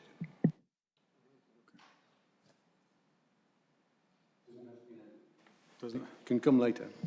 So through the chair, it's my understanding that it deals with, the cost of the actual special occasion permits. So, so we have a Schedule A that designates what facilities we would actually allow alcohol to be at. So the reason for this report is to identify both Wilkins Family Community Center, which is a 60-person capacity, new facility that we think would be an appropriate facility for smaller venues, as well as the renovated St. George facility. We haven't put in the actual costs for the special occasion permits for St. George yet, because we're still working with them on that, and we were going to bring that forward in the fee update at the end of the year for 2026. But the reason for Wilkins being brought forward right now is we have a donor appreciation event next Thursday on October the 2nd, and they've asked if we can have alcohol at that event. So. But we're not promoting it as a drinking festival. We're not promoting drinking as an activity at that particular event. It just happens that people make the personal choice to drink or not drink. Got some feedback there. I think, correct me if I'm wrong here, but I think this is the same type of thing that we would have had for the Brand Sports Complex, for the Sillaps Arena, for the Burford Arena, St. George, all the other ones. So, yeah, I think my point is, Mr. Chair, we're not actually endorsing drinking. We're not promoting it as we do at the Paris Drinks Fest. Very clearly, we do. we're allowing it in the facility, I think is what we're doing. Okay. Okay. So no other questions on that one? All those in favor? Opposed? That is carried. Communications, Cobblestone School letters. Can I get a motion to receive those? Councillor Oakley, Councillor Howes. All those in favor? Opposed? That is carried. Okay, resolutions. 12.1, intimate partner and gender-based violence community support. Councillor Oakley. Thank you, Mr. Chair. Whereas the County of Brant declared intimate partner violence and gender-based violence an epidemic on November 28th, 2023 by unanimous council decision, and whereas council approved emergency funding of $266,177 in March 2024 to support 4 organizations: Sexual Assault Center of Brant, Victim Services of Brant, Willow Bridge Community Services, and Nova Vita Domestic Violence Prevention Services. And whereas Council continued emergency funding in March 2025 to the aforementioned organizations after receiving updates of the success of the funded initiatives, including completely clearing several organizations' waitlists. And whereas the current funding arrangement lacks the formalized structure and accountability measures that would ensure sustainable service delivery and proper oversight of public funds. And whereas the responsibility for intimate partner violence services should appropriately rest with the province of Ontario as the higher level of government with primary jurisdiction over health and social services. Now, therefore, be it resolved that the Council of the County of Brant directs staff to formalize intimate partner violence funding through a 3-year service agreement with eligible organizations for approval during the 2026 budget, incorporating the following provisions: 3-year period commencing April 1st, 2026.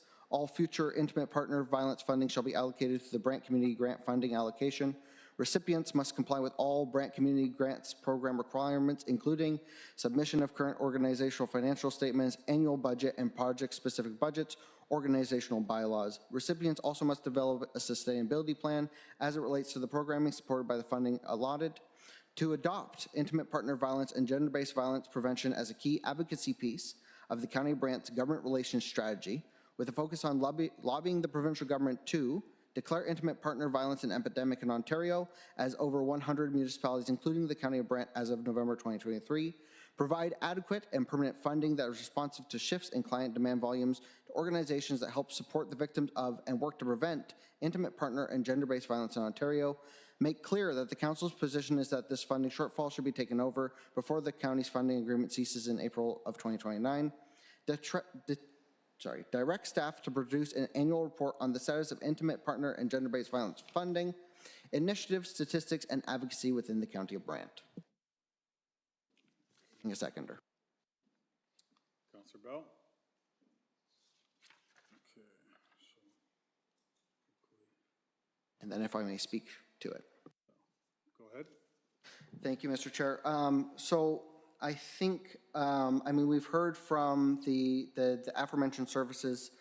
We've had plenty of discussion around this table over the past couple of years on the topic at large. So I largely want to address sort of the difference in approach here versus the previous years in emergency funding. I think it was highlighted by Councillor Miller last year or earlier this year that one of the things that we do lack going the route of an emergency grant is the same sort of accountability measures, transparency that we'd get from things like the Brant Community Grants. So I think that would be resolved by this resolution. Furthermore, in talking with our Director of Community Outreach, who has experience in York Region, when gender-based violence came up at their municipality, this is precedented in how they handled it in a longer-term service agreement. That also prevents this from being a topic that we go through over and over again, and also provides organizations with sustainable funding, with one of the clauses in there also being that the organizations come up with a sustainability plan for after the funding ceases. And finally, that it makes sure that we are advocating actively to the province to take over this, this funding as it is gifted to us as per the rest of sort of social services are after the province abdicated responsibility in 1999 and have not kept up with funding since. Thank you. Anybody else? Councillor Howes and Councillor Garneau. Thank you, Mr. Chair. I respect where Councillor Oakley is going here, and I appreciated hearing the good news stories from our delegations earlier tonight. However, I don't believe that I can support a 3-year commitment at this time.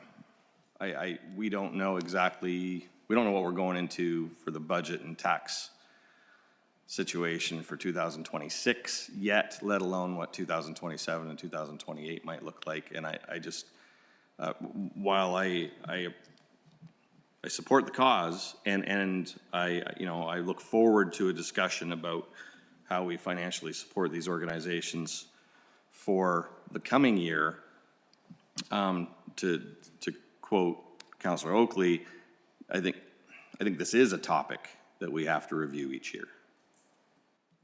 And so I can't support it in its current form. Okay. Councillor Garneau. Thank you, Mr. Chair. It won't be a surprise to this table or those listening that I'm going to speak against the resolution. Fundamentally, I think what we have ahead of us is a difference of opinion about what our role is as a municipality and a council, but also how we should use our authority to levy property taxes. I think we're overstepping those here. We can't close every gap that's handed to us. I observe that the City of Brantford tonight is discussing food insecurity, certainly something that broadly affects the entire population, but that's just one of another examples that we could be asked to step up for. Affordability remains a key concern for many residents and business owners, and anticipating the budget based on some of the conversations we've already had, I believe we really need to focus in the years ahead on our core programming and services, our infrastructure as a municipality. I don't receive as many calls from residents as some folks do, but I have heard from a number of folks who are already donors to the Brant Community Healthcare System who were challenged by the 1% special levy on their property taxes. We had a question earlier this year about whether or not these contributions would be eligible for a charitable tax receipt, and they're not, because they're not a voluntary gift. They're not a donation. But what these residents were also surprised to hear is that this was not the only example where council has decided to levy under its authority to assess property taxes to fund organizations outside of our community grants program. Some of these residents were even more surprised to learn of some of the organizations that were funded this way. We have a community grants program for specific causes that address specific needs within our community, and they are capped at limits to ensure that we're able to support as many groups as we can. I think that's the rightful home for some of what we're being asked for tonight.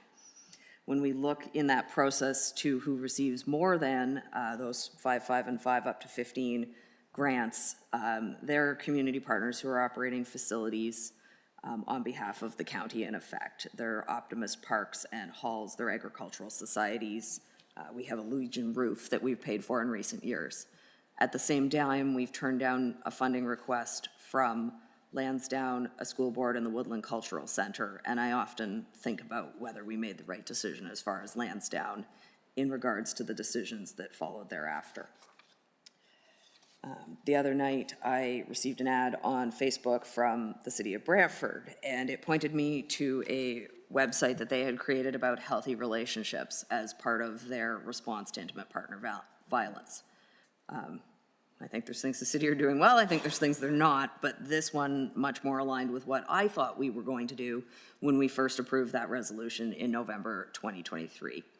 What I liked about it is the city took a responsibility there for getting information out themselves in a largely neutral and balanced way that reflected the diversity of those who interact with the theme at hand today.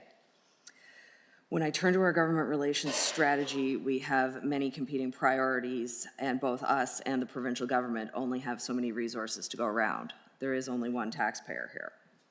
We have to ask ourselves, should this be our single biggest ask? Should we be prioritizing this over others? I can't in the face of an affordability crisis, failing infrastructure, and broader growth-related needs. I also have to flag a practical question with this because this is a divisive topic, and we've seen this room engaged in heavy debate before. This requires a counselor in attendance at the conference who wholeheartedly is prepared to advocate for this. But what if we don't have someone there? Does that put a counselor who's not comfortable speaking to the topic? Do we turn down a delegation? I think there's a practical piece there. Lastly, I want to pick up on the idea of the 3-year commitment. I think that extends well beyond our current term of council, and returning to the topic above, we shouldn't be setting the priorities of the next council. I want to speak more personally here. I'm looking forward to the conversation at administration and operations with regards to the resolution about respectful treatment of elected officials. There were 3 letters tonight on the agenda that speak to the changing political temperature more generally, and certainly events south of the border are highlighting that as well. Somehow in this journey, by sharing aspects of my survivor's story, I became a target for unprofessional behavior. 2 of tonight's delegates had employees approach me in ways that I would not say was professional nor respectful. I'm not really sure why holding municipal office is used to challenge the boundaries that I've set as part of my own healing journey. Okay, so Counselor, unfortunately, I'm going to interrupt you there, okay? The first part of what you were saying was absolutely to what we're discussing here. Yes. This part is, the personal part, as much as I can appreciate it, it's not directly to what we're discussing here. With respect, I think you'll find that it is when I get it buttoned up here. I'll give a little bit of leeway. Thank you. What are you talking, a couple minutes? Yep. As part of that, allegations were made that I have not sufficiently healed to hold elected office. But perhaps if these organizations had not turned me away from their services, I might be in a different position. But what I really want to say as a postscript to get out against the complaint that I was not respectful of the delegates tonight by declining a rock. I don't need a rock to remind me of the prevalence of sexual assault, domestic violence in our community. I live it every day. And yet, contrary to the suggestions that in my nonlinear healing journey, I have not sufficiently healed to speak and vote my conscience, I have outlined politically why I don't feel this is the right decision, survivor or not. Thank you. Okay. Counselor Miller, Counselor Bell. A question on the resolution, because, and I probably should have talked to Councilor Oakley ahead of time, and I apologize for that. The first actionable clause, when it talks about going through the Brant Community Grants Program, are they applying for the usual grants that other community groups are applying for? Like there's no amount there. Through the chair to Councilor Miller, no, the intent would be similar to our standing grants that we have with, I believe, Paris Agricultural Society. There's 2 more on there. But to make the point there, no, the intent would be that these would be fixed amounts that come out of the pool, but otherwise are not approved each year. They're standing as per our agreements with other organizations, such as Paris Agricultural Society. For the Scotland Optimist part. Yes. Okay, so at this point, do we have a number? Through the chair, no, my intent here, and I believe it is stated in the resolution, that it directs staff to formalize a funding agreement for approval within 2026 budget. This would come back for approval at that time after a conversation has been had with the aforementioned organizations as to their funding needs, so we can make a final decision at that point. Okay, so what, Mr. Chair, I'll ask that the 3 actionable clauses be voted on separately then. Because there's things in here I like, things I'm not so sure about. Okay. So we had Counselor Bell, Counselor Oakley, Counselor Chambers. Yeah, thank you, Mr. Chair. I am directionally supportive of this. I think it's going to be a challenge for us to support a 3-year period. I do support a continuation in the next budget cycle, and then the next council can think a little bit more about it at that point in time. Where I'm troubled is that this is the 3rd time I think we've come back with this particular issue, and the first time I was very supportive of it on the understanding that we made appropriate advocacy delegations to the provincial government. Well, I guess we've done that, and we're not seeing any reaction to it. So we're left with between a rock and a hard place. You know, we've got a situation where the problem isn't going away. What we're seeing is that the money we are providing is being put to very good purpose, and you know, problems that could have been much worse are now being resolved locally. It is very much a county or Brant solution. So I would propose an amendment to the first of these clauses, which takes away the 3-year period and says that we continue funding next year and then review it again when the next council is in place. Okay. I look for Okay, so I'm just, hold that thought, because when we go through them, we're gonna separate them, and when we get to that one, just make the amendment at that time. Okay? Councillor Oakley, Councillor Chambers. Through you, Mr. Chair, just based on the conversation, I think what was most important to me out of this is that we formalize a service agreement that has the accountability measures that otherwise our emergency grants didn't have. The 3-year service agreement was based in conversations and doing environmental scan of other municipalities. I'm not as married to that. When the time comes, I'm happy to have Councillor Bell's suggestion as a friendly amendment. Councillor Chambers. Sorry, I didn't quite catch that, but because I think I'm going to contradict that. Mr. Chairman, there's a difference between a service agreement and a grant request. Service agreement has stipulations that basically if you want money, you do this. That's an agreement. So we tell them what we like and we agree, and then they get that concept, as opposed to a grant request. We want money to do such and such, and we approve that. I fully trust the organizations to use the money to the best way they can, to the best for Brant County. I don't believe they need a service agreement, because there would be different service agreements for every organization, and it gets very, very complicated, and it's hard to basically tell them what we want so they get their money. That's a concept that doesn't work well with grant applications. So I'm not in favor of the service agreement. I think that's an undue burden on the organizations. I much prefer a grant, clean, like we've done in the past 2 years, and they do good work with the money they've got, and I've got no problem in agreeing to the grant request. But I don't think a service agreement is an efficient use of their time or our time. As far as the 3-year period, it comes into questions. The budget process is changing. When we refer something to a budget, I'm not even sure what we're referring it to anymore, because the budget is being presented by the mayor. It's the mayor's budget. So any request somehow has to come back through the mayor's budget, and it's a whole different ballgame.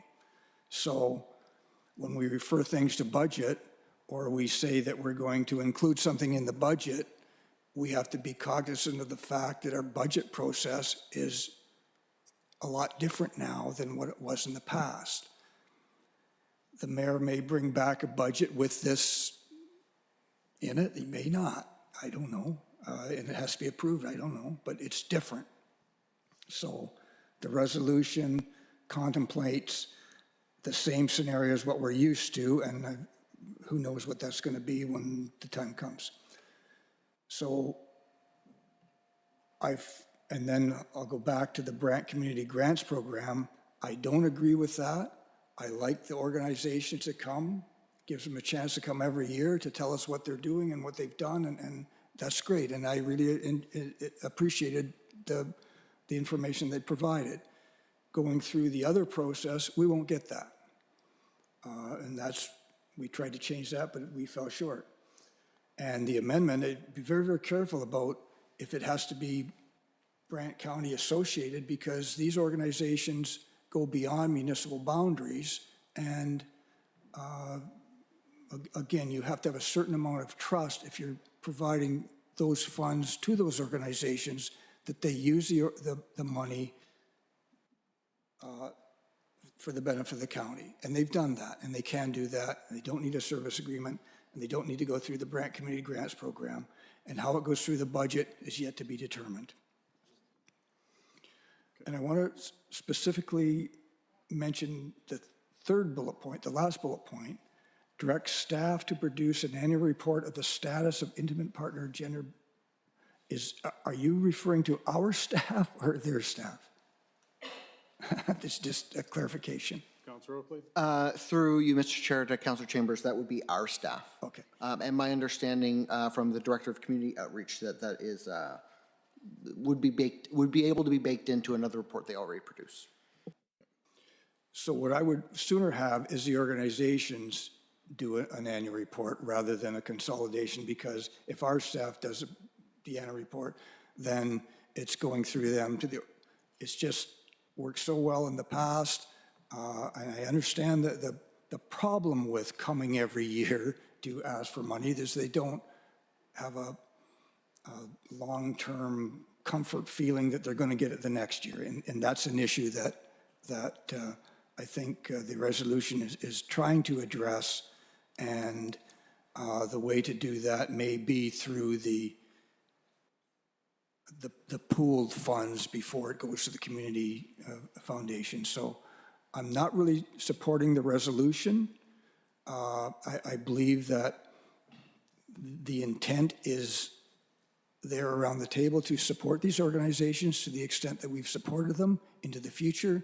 But I think that is a decision that should be made annually, much like it always has been, and much like all the other organizations do accordingly. But a service agreement and going through the community grants program and asking them to commit to a service agreement and asking our staff to produce a report when there'd be a secondhand report, that's what I don't agree with. So it may look like I'm not supporting the organizations and supporting funding, but I am. I just don't support the resolution. Okay, so we're going to break each of them down, okay? So we're on the first one with the 3-year period commencing April the 1st. Councillor Bell, you had. Mr. Chair, I'd like to amend that to a 1-year period. Is there a seconder for that amendment? Councillor Kyle. Councillor Chambers? A question to that, because some of the other operational clauses are dependent on it being a 3-year program. For example, the last bullet in the second bullet, make clear that council is that the funding should be before the funding ceases in April 2020. So if we're going to do a 1 year, then you have to change some of the other stuff as well. Correct. I understand that. Okay, so we're changing the overall to the 1 year, correct? Is the amendment, and we've got a seconder for it. Any other discussion on the amendment? Seeing none, all in favor of the amendment? Opposed? That is carried. Okay, so the first one is now a 1-year period. The second one, all future intimate partner violence funding shall be allocated through the Brant Community Grant Funding allocation. Get a mover for that one. I think the 3 bullet points were, actually the first bullet point covered those 3 sub-points. And then there's a second bullet point, second black bullet point, and then a third black bullet point. I don't think Councillor Miller's intent was to go through line by line, but correct me if I'm wrong. Councillor Miller? As usual, Councillor Bell was correct. I just wanted the 3 actionable items in the black bullet points. Okay, so within the first one, we're changing it to a 1-year period, right? That's done. So the second one is to adopt intimate partner violence and gender-based violence prevention as a key advocacy piece of the County of Brant's government relations strategy with a focus on lobbying the provincial government. Mover for that. Councillor Howes, Councillor Kyle. Questions on that? Councillor Oakley. Through you, Mr. Chair, I will amend the final bullet point and strike in April of 2029. So the final wording would be, make clear that the council's position is that this funding shortfall should be taken over before the county's funding agreement ceases, rather than adding a time component to it. Sorry, point of order, Mr. Chair. Sorry? Sorry, I don't think we voted on the The whole first action item, only the amendment. We didn't vote a second time on that first one? My apologies. Okay. Hold that thought. Oh, my gosh. Mr. Mayor, you can hear me, right? Good. Okay, so let's circle back to the first one. So with the three clauses in there, I'll read them out. Direct staff to formalize intimate partner violence funding through a one-year service agreement, or no, we're not, are we still classifying it as a service agreement? Was that being pulled? Because it's not really a service agreement. One-year agreement. Formalize intimate partner funding through a one-year agreement with eligible organizations for approval during the 2026 budget, incorporating the following provisions. So a one-year period commencing April 1st, 2026. All future intimate partner violence funding shall be allocated through the Brant County grant funding allocation, and recipients must comply with all Brant County grant program requirements, including submission of current organizational financial statements, annual budgets, project-specific budgets, organizational bylaws. And recipient must also develop a sustainability plan that relates to the programming supported by the funding allotted. Councillor Chambers. Just clarification on this one-year agreement. Is that the expectation is that a service agreement be formalized, or is it just a grant that they're going to get?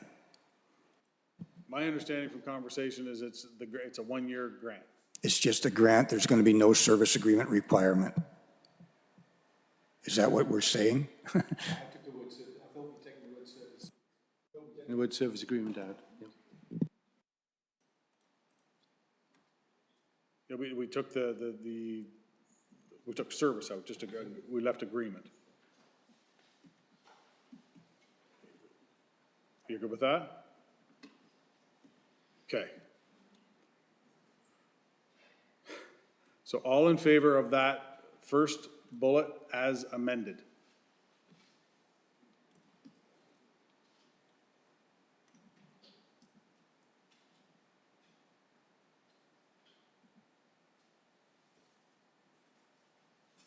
Okay. Opposed? Okay, that is carried. Now the second bullet point. And Councillor Oakley was striking the last point there, so it would be just funding agreement ceases. Through the chair, that is correct. Okay? And we've got a mover and a seconder for that. Any more questions on that? All in favor? Opposed? That is carried. And the last one, the direct staff to produce an annual report on the status of intimate partner and gender-based violence funding, initiatives, statistics, and advocacy within the County of Brant. Mover. Councillor Oakley. Councillor Bell. Questions? Councillor Chambers. Just to say I don't support it because I don't think it's required. I would agree, yeah. Councillor Kyle? Thanks, Mr. Chair, through you. Yeah, this is perhaps maybe more redundant clause if we're moving more to the 1 year and we're expecting them to come back and provide updates like they have. So yeah, I'm not supportive of this particular clause as it reads. Right. Okay. All those in favor?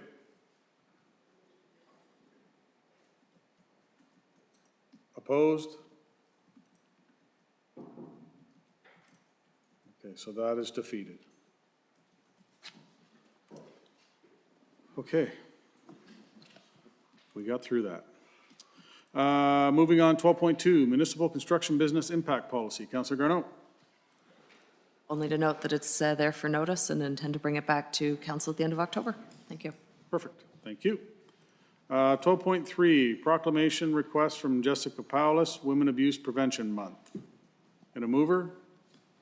Councillor Kyle, seconder Councillor Howes. Questions on that? All those in favor? Opposed? That is carried. Okay, flipping over. Other business. Counselor Miller, we're there. And I apologize for the lateness of the hour, but they're topical. Other business items. First one is shared services agreement. So I think with social services, I know with ambulance, failure to produce a budget. And in the agreement, it says we go back to the 2025 budget becomes a de facto budget. That's, after a little bit of thinking and dwelling on that, that's a nonsensical clause. And I don't know if we need a notice of motion or direction to staff to maybe we could look at that, because if, taking the ambulance, for example, if we don't have a budget, we go back to 2020 budget for 2026, which ignores the lease agreements that we have signed with Grand Bridge Energy. So not to mention the contracts for all the paramedics and certain inflationary pressures such as gas. So we'd be running into a shortfall. So I'd like to clean that up a little bit to kind of make it sense. And I would just simply add the subject that in the event that we fail to produce a budget, that we revert back to the 2025 budget, subject to contractual and legal obligations and inflationary pressures. Just wonder if staff could run with that, or do you need a notice of motion?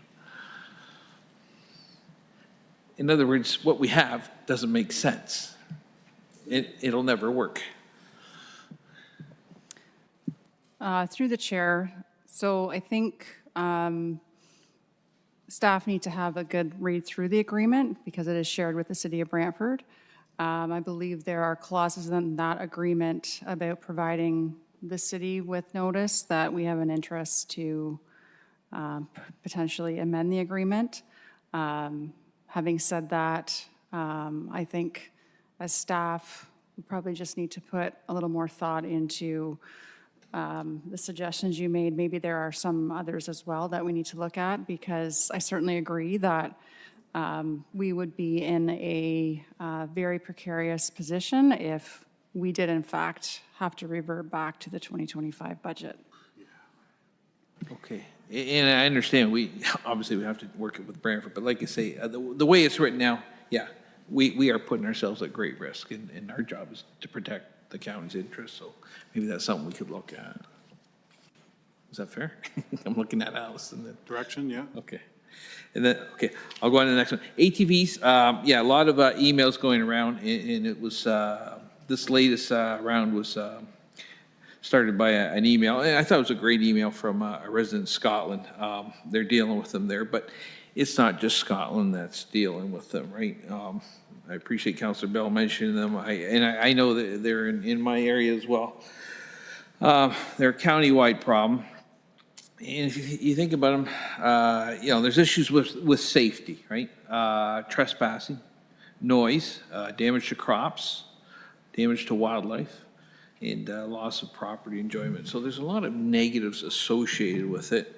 And I'm going to ask you, Councillor Pearson, in a second, but so Melissa did send out an email later today, 3:10, and said in response to a recent concern, ATV use on private and public property, they're going to get the following information will be shared on social media and website news, and the OPP will share the message as well, and I have requested the comms team share this regularly throughout the year as a reminder.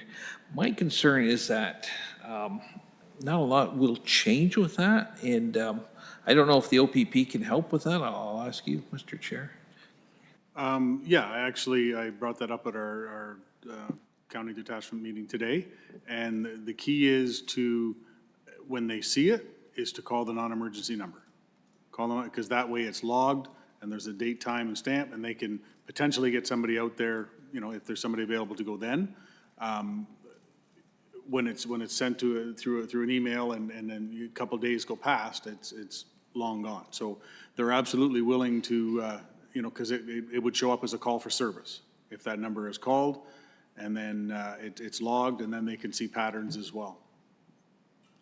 So they are aware of it, and that's what they're requesting to do is when it happens to call the non-emergency number. Obviously, if it's an emergency, 911, but if not, than the non-emergency number. Okay, and maybe, yeah, if they keep track of it, we have a way of knowing how serious a problem is. I mean, we did have a real problem at the Burford Community Center not a few years ago where, there was two going around in the park. Kids were there that day, beautiful day, and one of the parents tried to stop them. They got their femur broken when the ATV ran into them. So it can be, like I said, it is a safety issue. So would you happen to have that non-emergency number handy? I do. Give me 2 seconds here.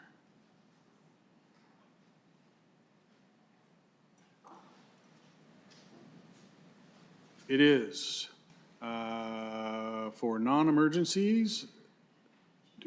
1 second here. 1-888-310-1122.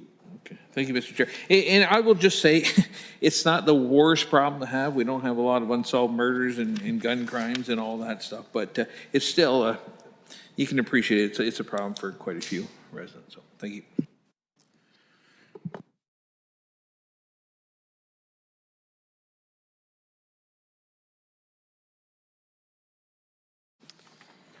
Moved by myself and seconded by Councillor Howes that County of Brant Council convene in camera to discuss S-239-2I, a trade secret or scientific, technical, commercial, financial, or labor relations information, administrations and operations in camera report of September 16th, 2025.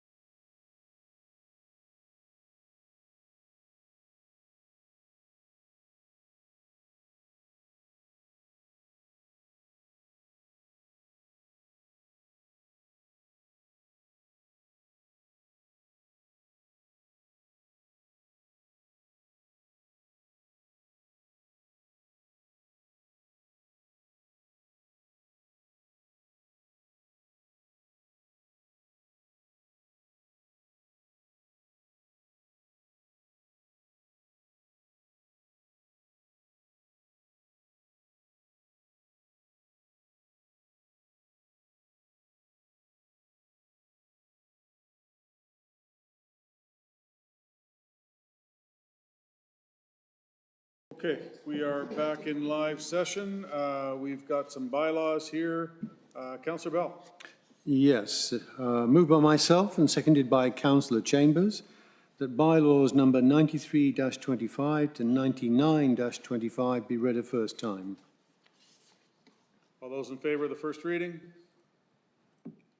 Opposed? That is carried. Councillor Bell. Moved by myself, seconded by Councillor Chambers, that bylaws number 93-25 to 99-25 be read a second time and all preambles and clauses be adopted. All All those in favor? Opposed? That is carried. Councillor Bell, please. Moved by myself, seconded by Councillor Chambers, that bylaws number 93-25 to 99-25 be read a third time, passed, signed, and executed. All in favor? Opposed? That is carried. Okay, last thing on the agenda is the next council meeting is at 6 o'clock. Actually, next Monday on the 29th is a special council meeting, and that'll be here at County of Brant for the St. George Wastewater Treatment Plant Project. And with that, we are adjourned.